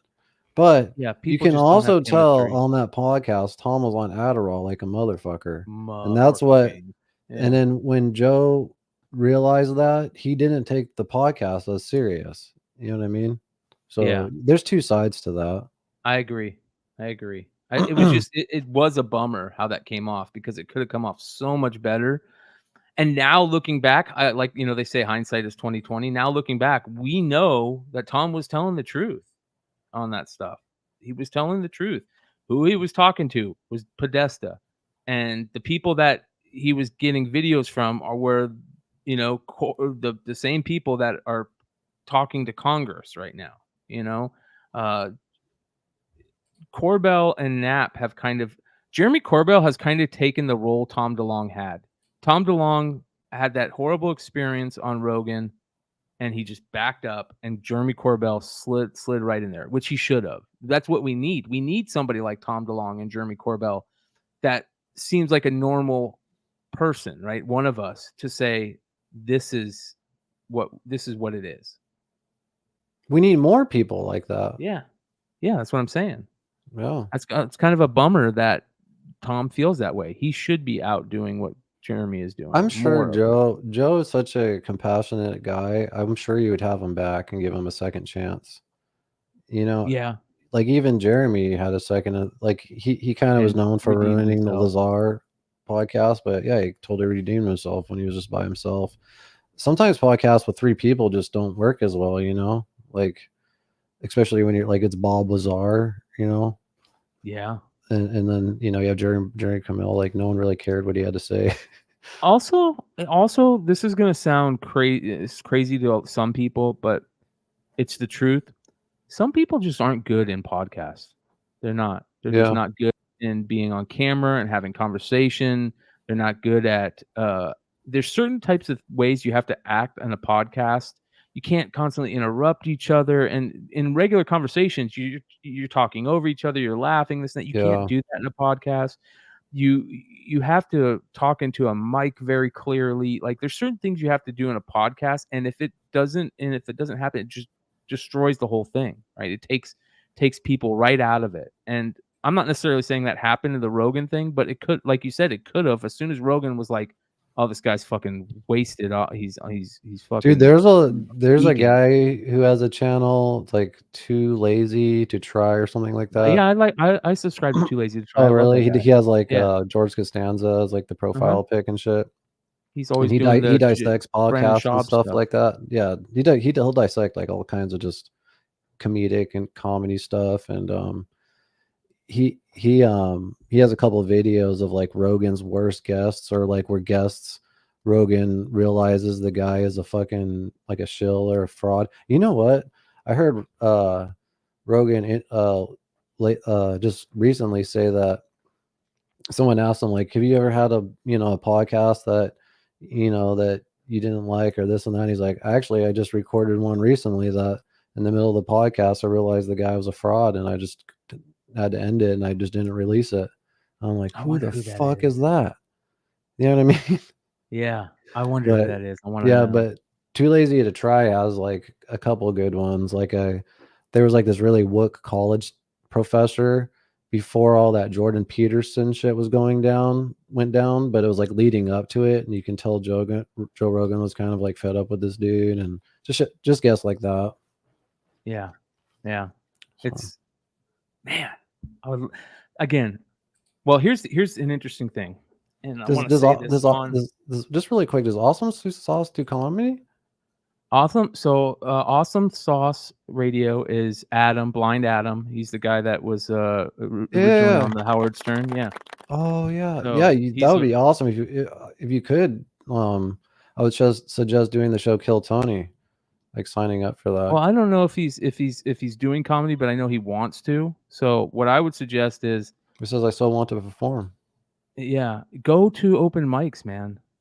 Go to open mics, Adam. You should definitely. Rogan has an open mic too. They do them on. And like I think Tuesdays. Adam's in the New York, right? Or where are you in New York, Adam? I think that it would be perfect for you to go and do open mics. I mean, where you're at, there's tons of them. But speaking of Rogan and the mothership, I'm gonna say this on the show on live because I'm just gonna force myself to put it into existence. Oh shit. Sometime this winter, bro, we have to find dates to go to Austin, spend 5 days there, and for 4 days we go to Kill Tony. Maybe we end it on Kill Tony. Like Kill Tony's the big dude. I don't even know if extravaganza. we'd be able to get into Kill Tony. That's what I mean. We have to find dates that we can get in. Yeah, because they sell their tickets like 6 months out, and they sell out in like 2 minutes now, dude. It's crazy, bro. We should. Kill because Tony. I know that there's a I'm ton down. of I'm totally people. down for all that. I would absolutely love to do that. Like, because not only that, we could go to Red Band has that new club, that Sunset Club, and then that whole street is just filled with bars and music and all kinds of crazy shit. So that'd be awesome. You, Jordan, my brother would go probably. Oh yeah, he used to live there. And then tons of people that I know that in the content community, Big Leg, Sean, my buddy who I went to San Diego with, he's 100% down. He wants to hang out with us and go there. Yee and my buddy Nate live in Texas, and so does a bunch of friends. Yeah, William Montgomery. There we go. That's what I'm saying. We need to. Dude, my dream is to go to Kill Tony, bro. I would probably cry and just be, because I'd be so happy. I'd just be like, oh my god, this is awesome. Yeah. We should turn it into a trip like we do for cons, but we should do it just a bunch of friends going to hang out, have a good time, check out the mothership, enjoy ourselves for 6 days in the winter for sure. Not during any other time, but in the winter. Yeah, it gets almost as hot there, dude, in Austin as it does here.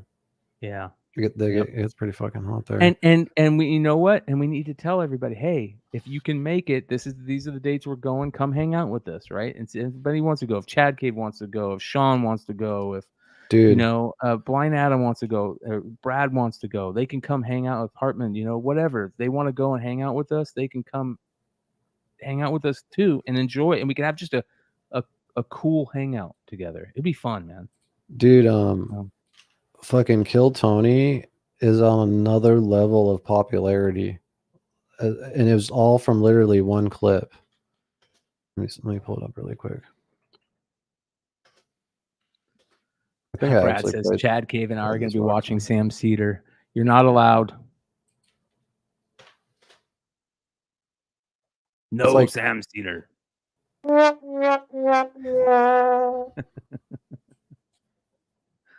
you hear okay, that, so Keith? this no, I didn't. Sorry. Oh, okay. Play that again, Chad. I mean, Brad. Whoever played it.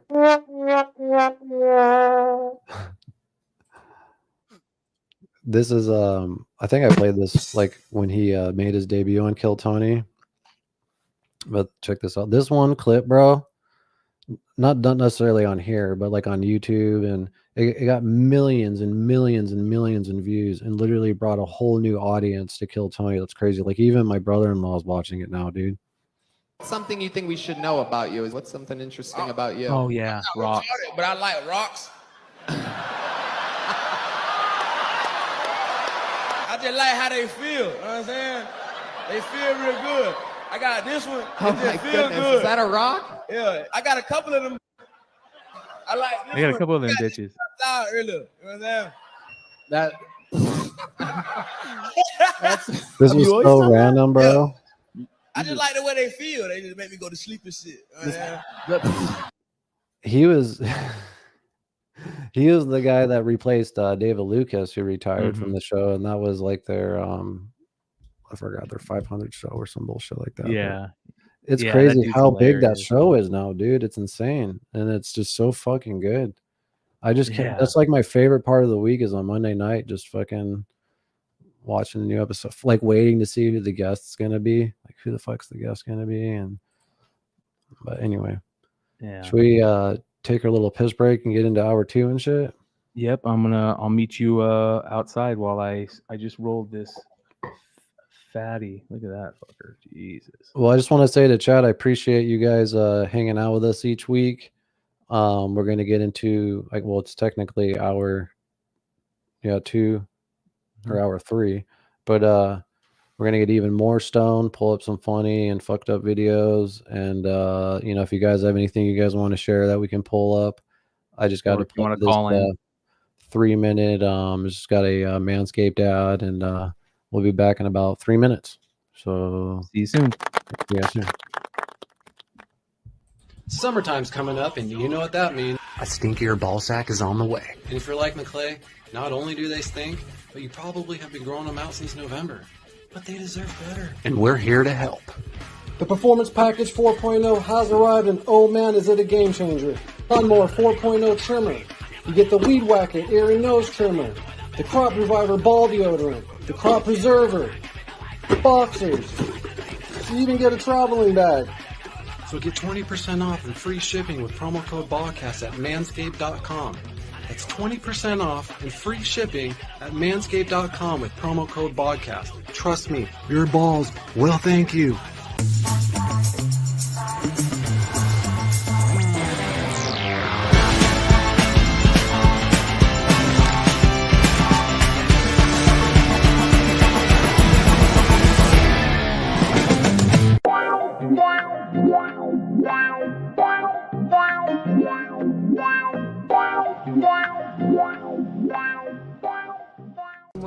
finally pulled the driver's body from the twisted, burning wreck.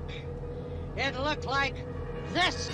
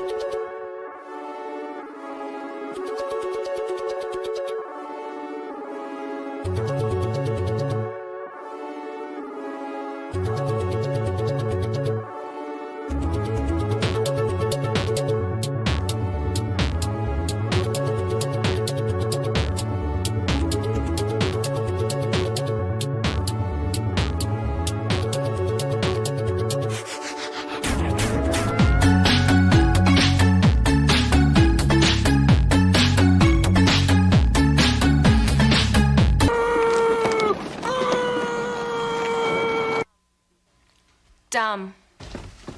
Stupid. Crazy. Dangerous. Stinks. In one word, would I use dope? Nope. The following program deals with a controversial subject. The theories expressed are not the only possible interpretation. The viewer is invited to make a judgment based on all available information. We're back. Holy bladder. Yeah. Can you hear me okay? Oh my god, you're gonna wear that fucking thing?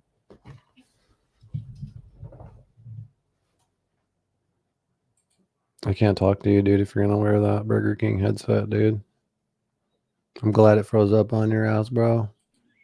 No, motherfucker. Shut up. You can hear me though, right? Hello? Hello? McClay? Can you hear me? Shut up, dickhead. McClay, you're lagging shut out, up, bro. dickhead. McClay.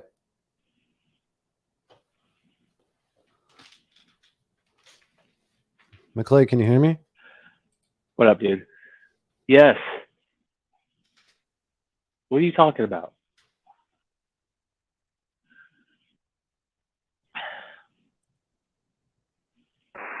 McClay, can you hear me? McClay. Yes. What are you doing? I can hear you. What's happening?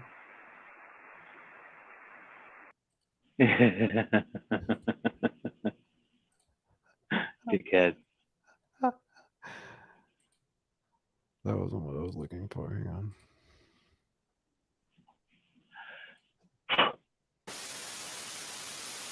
McClay, what's happening? What the fuck?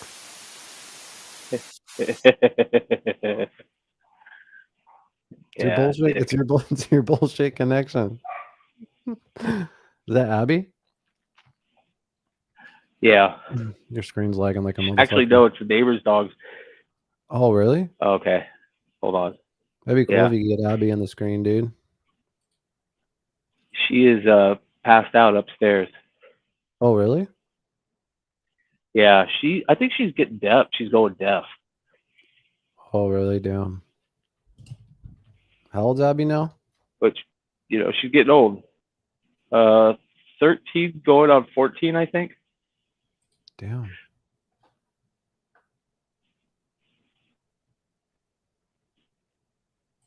Sorry, Daryl. It's all good. Word. How's that blunt treating you?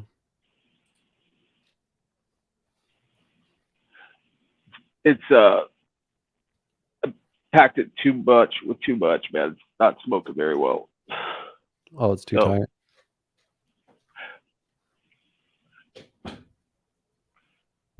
Oh, thank you. Yeah. Appreciate it.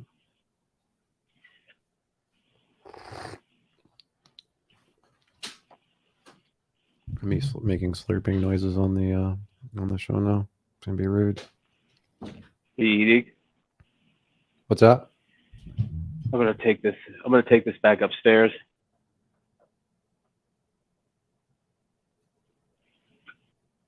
I gotta figure out how to get my connection outside better.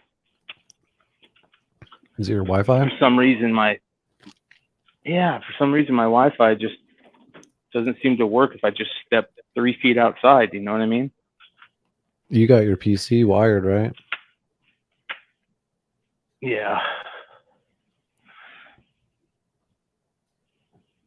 Oh man, I forgot I dropped my phone. Show you, Abby. Oh, sweet.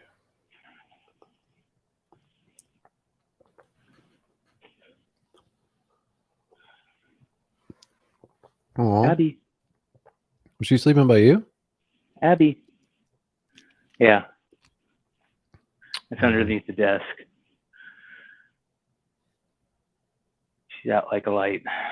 She's cute. Yeah.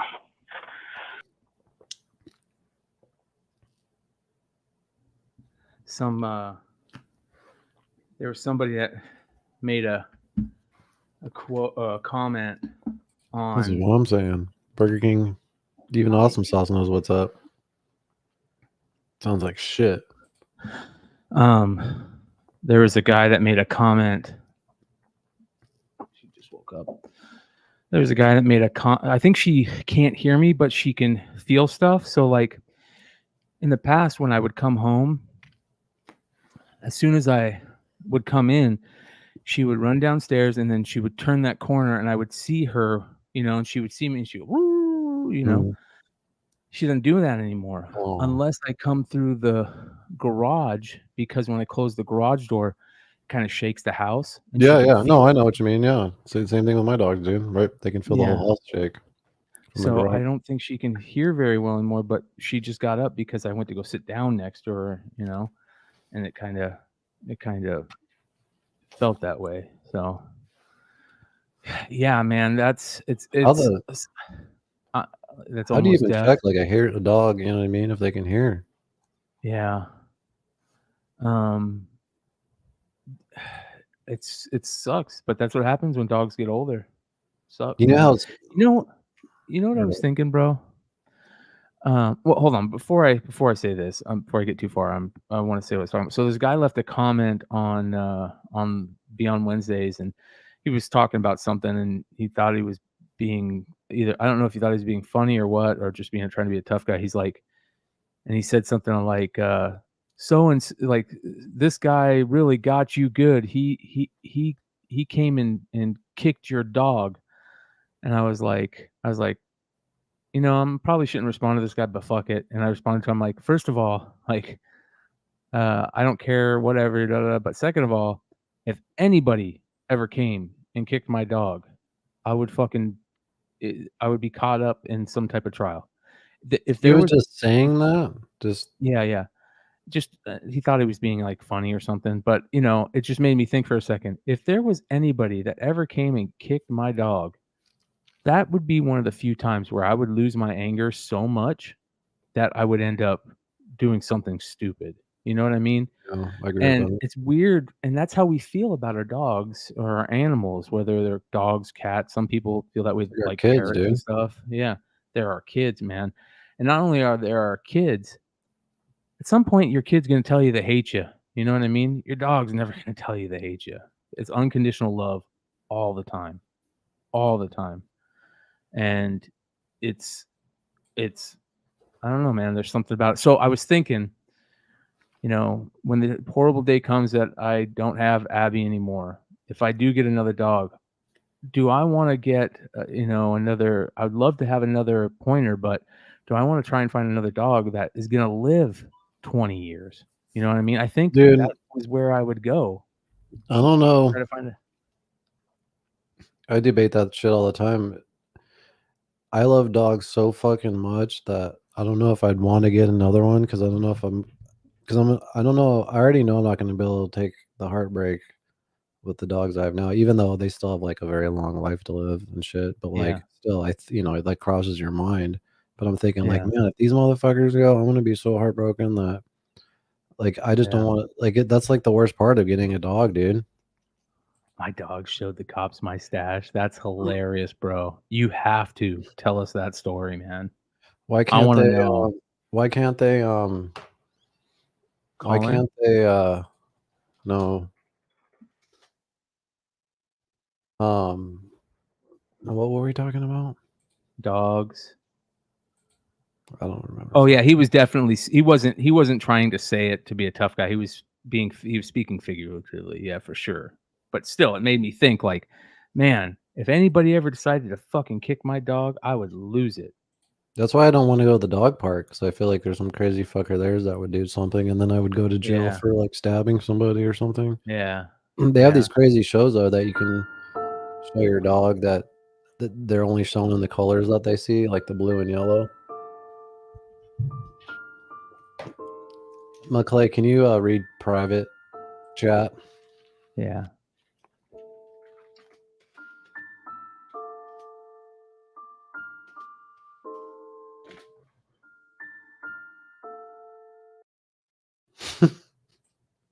Wow, that's crazy, dude. Yeah. That's. I would love to.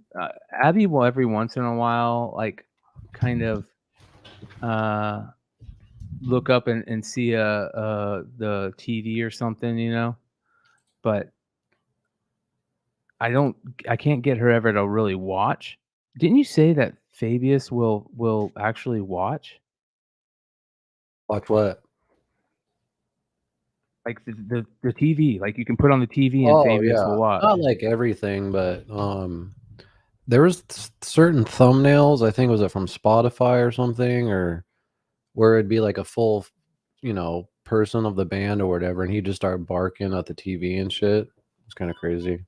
Yeah. But if there's any type of bird noises or dog noises or when we leave the house, we put on like dog TV and shit for them just to kind of Yeah. keep them entertained and shit like that. Awesome Sauce. I think he said she's 14, right, Abby? I think she's 13 or 14. You know what's the worst thing about me and Abby is I don't know her birth date. I mean, I think we have it, but I've never usually and I should do this, but I don't know why I don't celebrate her birthday. You know what I mean? Like I'll give her Christmas presents and stuff, but I can't remember her birth date. We don't know Fabius. We know Gertie's exact birthday, but we don't know Fabius's. We just know it's in August, so we just celebrate it on August 1st. That's smart. I think Abby's in August. I have too, something I want to ask chat because correct me if I'm wrong, because I think this is kind of weird that you don't do with your dog, which is you don't kiss your dog, do you? I don't let my dog lick my face. But you kiss your dog? No. If I try to kiss Abby, if I try to kiss Abby, she freaks out. Like if I make that sound. Oh wow. Or if you try to get close to Abby with your face, she doesn't like she will only let me get close to her with my face, and she'll come up and cuddle with me, and so my dog will come up to me. I lay on the couch, and if I fall asleep on the couch, she'll come up to me, and the way she wakes me up, she puts her nose right on my nose. And then also she does this really weird thing where when I get out of the shower, or if I have shampooed hair, she wants to play in my hair, and she'll come up and she'll kind of nudge me. It's super cute. I mean, they're dogs, you know what I mean? Yeah. But I if just I thought try you didn't if you kiss try your to dog, get, dude, so I didn't know. no. I didn't know that was because of. No. If you try to get close to Abby, me and Jordan are always like, when I walk over, just fucking. Oh yeah. Them down Oh and no. fucking, Yeah, man. I don't care about that shit. I guess I just have everybody's really like, bad. I have really bad cuteness aggression, I think. Yeah. And if I just had like even like 3% autism, bro, I'd probably pet him way too hard. Yeah. You know what I'm saying? Yeah. You'd want to. Yeah. I just know when to stop. Like, hey, come here. Hey, Yeah. cute. I love you. Yeah. Because they're so fucking Oh, cute. boy. I know, dude. I know. That's we fucking love our animals, man. But do you guys in chat, do you kiss your dogs? Is that weird to kiss your dog? I think it is weird. Like I can't let a dog lick me. You know what I I'm mean? gonna Like show some you people will I'm gonna let show you a dogs just video. lick them in their mouth and shit, and I I'll can't show you a do video that, of that man. right now, dude. And my dad and my mom, they have a dog that will just lick your legs, and it's like I can't deal with that. But I don't have a problem if people are cool with it, but I can't do it. Yes, dogs are better than people. Exactly. I can't do that. I can't do that, bro. We'll do that shit for like 5 minutes, bro. Yeah. Not gonna happen. Yeah. Not gonna work here anymore. Oh, damn, bro. Yeah. Yeah, dogs are better than people. 100%. 100%. Dogs dogs that get beat will still try and show love to the owners that beat them. It's ridiculous. I saw one of the coolest things for Dave Bautista. Dave Bautista had this, I think it was an Instagram post where he talks about this pit bull that he rescued. And it's one of the coolest fucking posts. And I've never been a huge Dave Bautista fan, but he talked about rescuing this dog and how when he found this dog, it had a chain that was on its neck that was on there so long the skin started growing over it. And dude, just sit next to this dog and this dog show him the love that he was showing was like, holy cow, man. Like crying like a bitch. Yeah, exactly, dude. There's one thing that I will cry about. It's dog videos. Yeah, dog videos. Yeah. Did you see this? I tagged you on this, dude. Is this real? Is being a Bryan with a Y a struggle? Yeah, I don't even fight it anymore. I mean, every once in a while I'll say Bryan with a Y, but most of the time I don't even fight it. Because most people assume it's just IAN, right? Yeah. And every once in a while, remember I like it. I think that's cool. When I had to go to the hospital, the person that was putting in my IV and stuff, she's like, "Yeah, my son's name's Bryan with a Y, and da da da," and you like bond over it. It's weird because it's always an issue.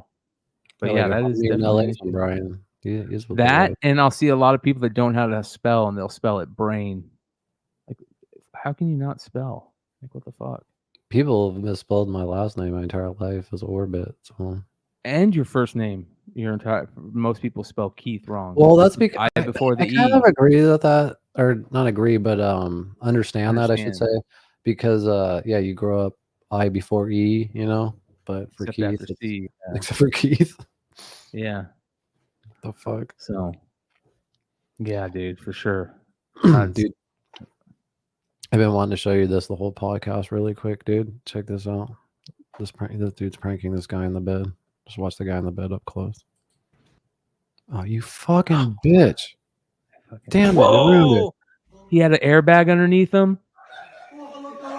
Oh my god, bro. I'm gonna rewind it over and over in a minute.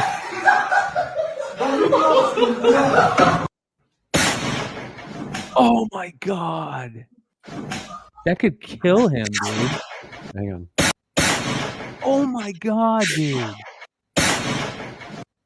It blew up the whole bed.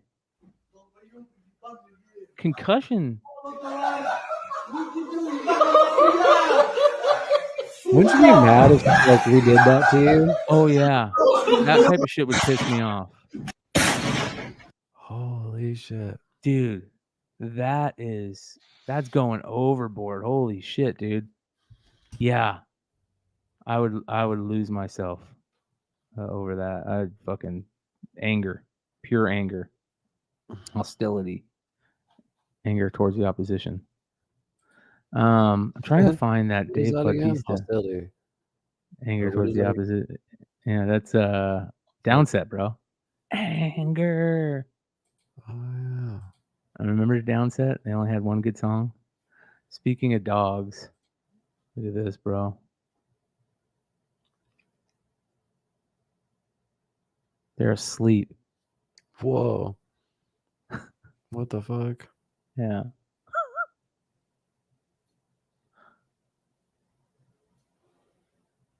He's just waking up. That's crazy, bro. Dude, I want to get a Dog dying. fucking fox, dude. The way they talk like kids. They laugh. Wow. Okay. It's like fucking. Yeah, there's one where they're laughing like cutest thing kids, ever. bro. They're like petting them and they laugh like kids. I think I saw that one. Yeah, those things will fuck you up if they're hungry. Yeah. Yeah. They will fuck you up, dude, if you're hungry. Hold on. There's another one. So this is hilarious, dude. I don't know if this is true, but it says when he came to the beach for the first time. Look at this. This is hilarious. I want to take Fabius to the beach, dude. Yeah. Yeah. First time coming back.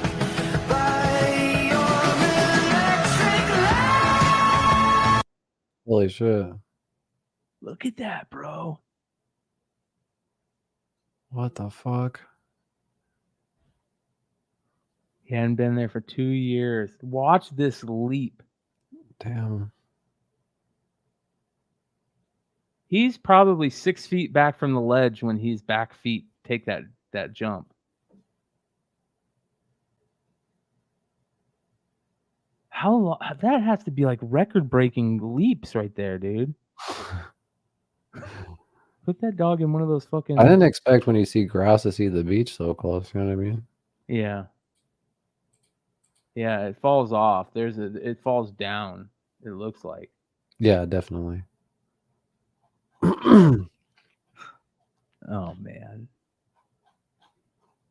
I thought you would like this. This is like some baseball card shit. You might have even seen this, like when they sell those old packs and shit.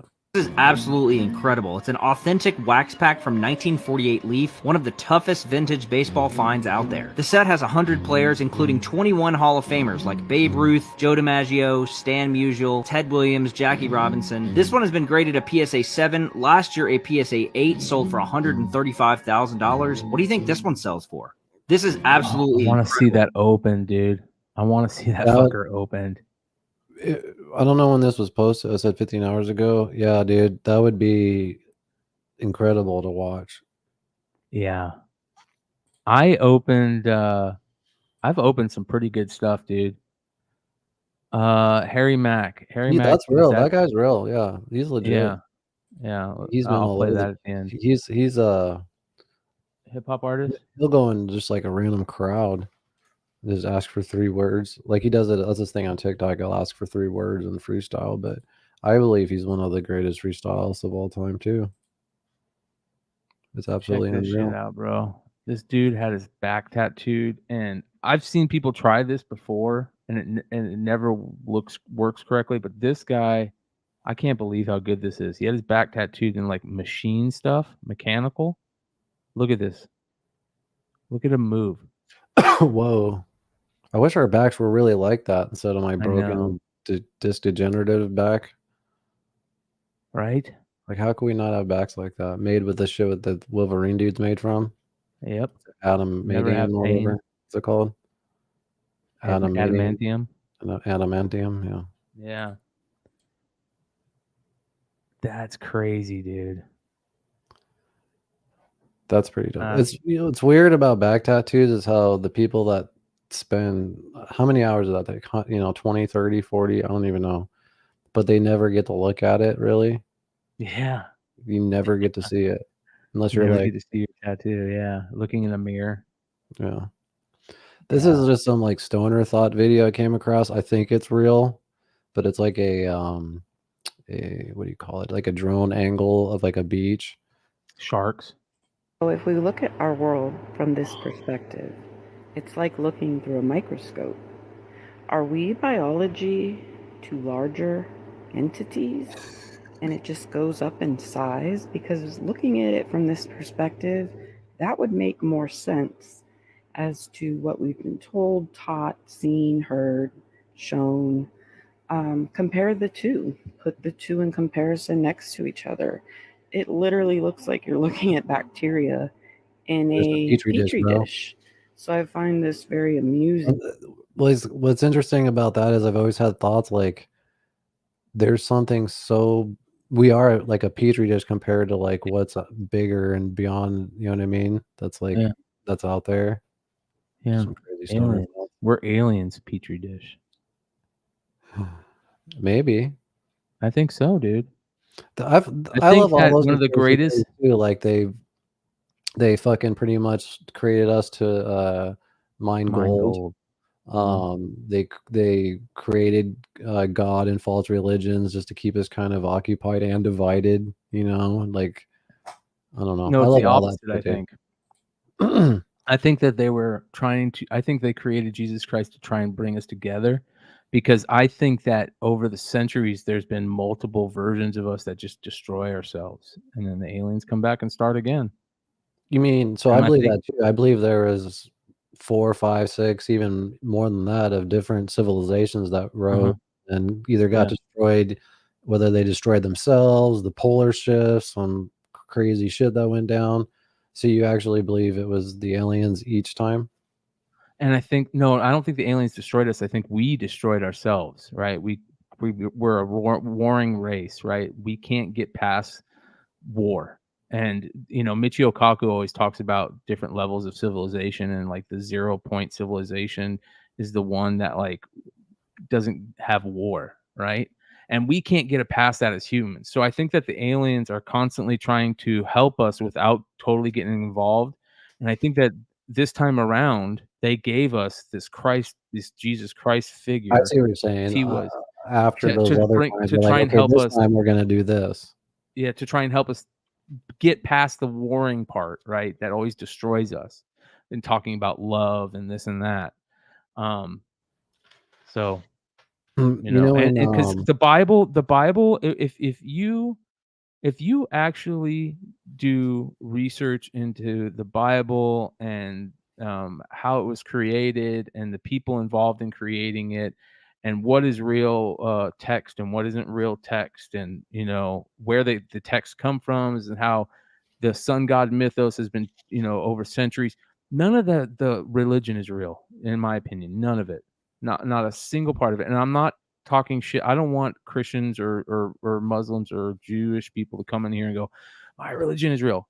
I am jealous of you if you have faith in your religion. I'm sorry. I've done too much research and spent too much time finding the actual truth of where these texts come from and how they're created. I wish I had my rant music, dude. Yeah, to believe in it. So, but that being said, I think that that we have destroyed ourselves each time, whether it's for nuclear weapons or, you know, even weapons even more crazy. So that's why I like Oppenheimer so much, and the cinematography is so dope because that opening shot with when he's just coming out of college and he's looking at the that puddle, and you see the ripples in the puddle, you know what I mean? And that's just foreshadowing that end shot when you see all the nukes going off all over their planet, and you're like, what the fuck? Where are we actually headed? Yes. Like, Yeah. you I didn't think of that. Yeah. Like that opening shot tied to that ending shot so perfectly, you know? Yeah, I didn't even think about that, bro. Yeah. I think we should try and go watch that again, man. I know. I It's try to already watch out that. of- I've watched that cam version just to kind of dissect it a little bit You more, can, but yeah. I do need to. I just want a good version of it. You know, I might I have want to a go good get sounding it. version this time. So maybe just go see it in a regular good theater, you know, with Yeah. recliners and shit. Because they're maybe taking that's- that out of IMAX for I think Blue Beetle or something. I don't necessarily need to go see it in IMAX again, but I do want to go someplace that sounds good. No, yeah, for sure. I wouldn't mind seeing it in just a regular theater too. Bro, Chad, I'm gonna tell you something right now, dude. You just went up so much in my book. Caesar's Messiah is one of the greatest books ever written. And if you don't want to read the book, go search Caesar's Messiah on YouTube and it will blow your guys' fucking mind. And that is, and I Caesar's Messiah didn't make me think this way. I already knew this stuff because I all these people that they're talking about before Caesar's Messiah even came out. But Caesar's Messiah is the best way to explain to lay people, I guess, is the way that people that aren't into the theology, how the Christian religion was created. It is so great, dude. I show that to everybody that I talk to that are like, I don't know what you're talking about. It doesn't make sense. Okay, just go watch this, please, and tell me what you think. It is one of the greatest things ever. Basically, to put it into quick words, Josephus was a historian of the Caesars during the Flavian period, the Flavian dynasty, right after it's Titus, Flavius, Titus, the Flavian dynasty, which was after the Augustus dynasty. So anyways, they went to war with Jerusalem, and they're the ones who raised the Jewish temple, okay? When they went to war with Jerusalem, they picked up Josephus along the way. Josephus was a Jew who was a leader of a town before Jerusalem. And basically, Josephus said, hey, instead of killing me, I'll work for you. I'll be your interpreter. And they worked together with him to create the mythos of Christianity. It's fucking fascinating, dude. Check it out. Rant over. Oh, you're good, Now dude. back to farts and funny shit. Dude, I gotta wrap this bitch. Actually, I got like 2 more. All right, I want to show you this. Look at this. Would you go on this? Where's that at? No, dude, I've seen too many ride failures. Like, no, this isn't a ride failure. Look how crazy. No, I this know, is. but I've seen too many. No, fuck no. It drops you, so it's like free fall, and then it starts pulling those in and out, right? And then it pulls you up, and then it drops you again down the pole. Watch this shit. Would you do that? I don't I'm think not, this is like, real. I'm I think too old they're for rides, building dude. this. Like, no, I don't care about I think rides. they're you know? building this, Fake. right? Is it if fake? I was, this is fake. They're building it. This is what they want to Oh. build. Yeah, they're building it right I now. have it minimized, so Yeah, I guess so it is they're fake. building it, but I would definitely go on this if I What? wasn't gonna die. If I was sure I wasn't gonna die. I think that looks fucking crazy, bro. I don't think they could guarantee you that, but Really? Well, of course not. That's why I'm not gonna go on it. Yeah. Definitely not why I'm blah blah blah. I don't really have that many good ones. I mean, I have like stupid ones like this where this goofball, he just throws the ball back and catches it. Music sucks. He just somehow catches it on accident. He's not it even landed paying- right in his glove. He's not even paying attention. Bro, that's amazing. Is that Joey Bart that threw it? Wow. Unreal. The batter's like, whoa, he's gonna get hit in the head. You remember that guy that was running for office here in the Valley that had that crazy name? What was his name? Butts. Something Butts. Oh, Dixon Butts. Dixon Butts. Well, there's a new guy in Arizona. What? Dick Bigger. No way, I saw that somewhere. That's Yep, real? Dick Bigger. Yep. Henderson County. Farmer. Dick Bigger. So, there you go. If you're in Henderson County, vote for Dick Bigger. Yeah, that's pretty much it. I thought I had more good ones, but that's pretty much it, man. Yeah. I'm 2.5 Well, hours just in. I guess really quick, we can talk about it more in the next one, I guess, but how that Blindside movie shit's all not real now. Fake. Yeah. It's kinda Well, crazy. Here's the Not funny fake, thing about like it. the It's not conservative fake. shit or something, or They're fighting over money now, right? The yeah. dude thinks that they should have gave him more money, so he's suing them for $15 million. Well, dude, you've 15 played in the million? NFL. Yeah. You played in the NFL, and it sounds like you, you know, Dixon, like Dixon, Dixon Butts. Yeah. So it's, I don't feel sorry for you, bro. You had a huge career in the NFL. Do you really need to sue them for 15 million? On the other hand, it sounds like he said some of that shit wasn't real, and if they lied about a bunch of it, then that feels kind of weird. Well, But they you want always to hear do that something for funny? films and like Yeah. movies, They always like exaggerate shit. Yeah. Well, here's the funny thing. There is a Hope they make a card. sequel though. Yeah. Was he good? Or was he shitty?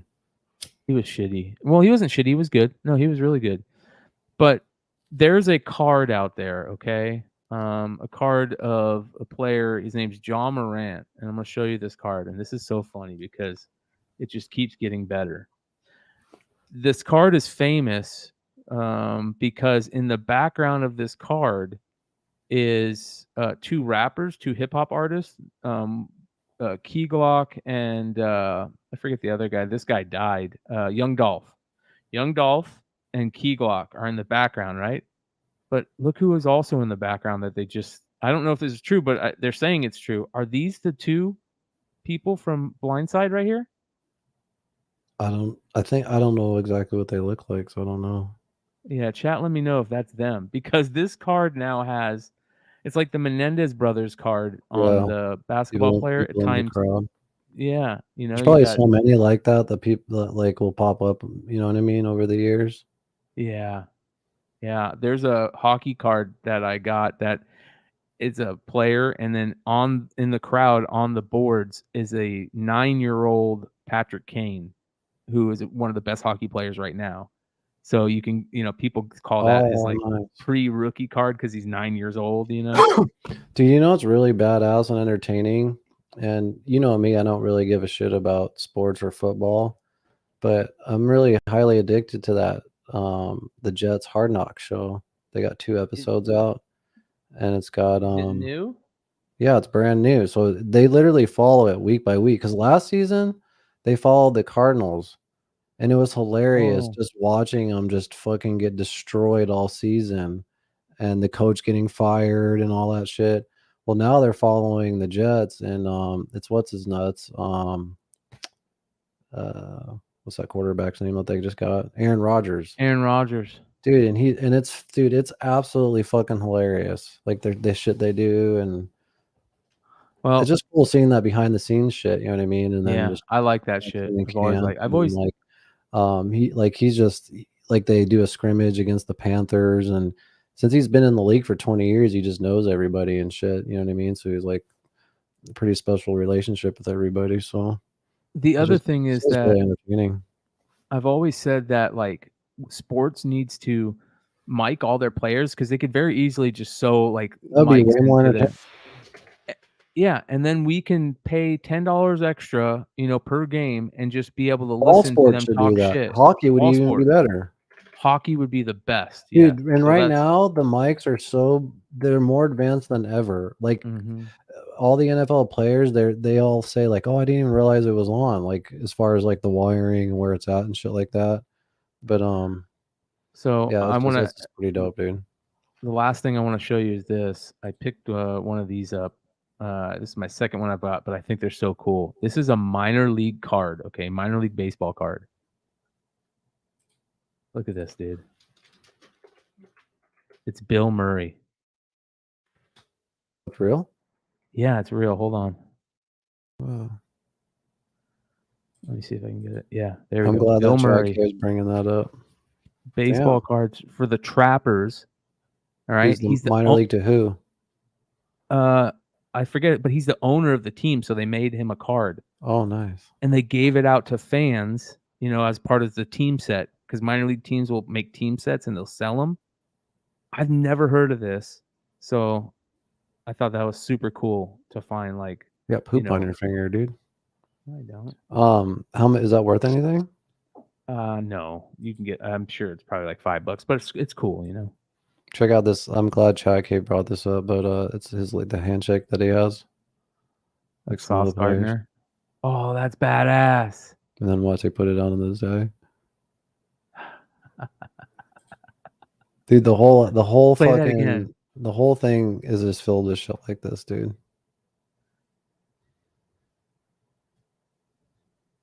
Bro, that's awesome. That is great.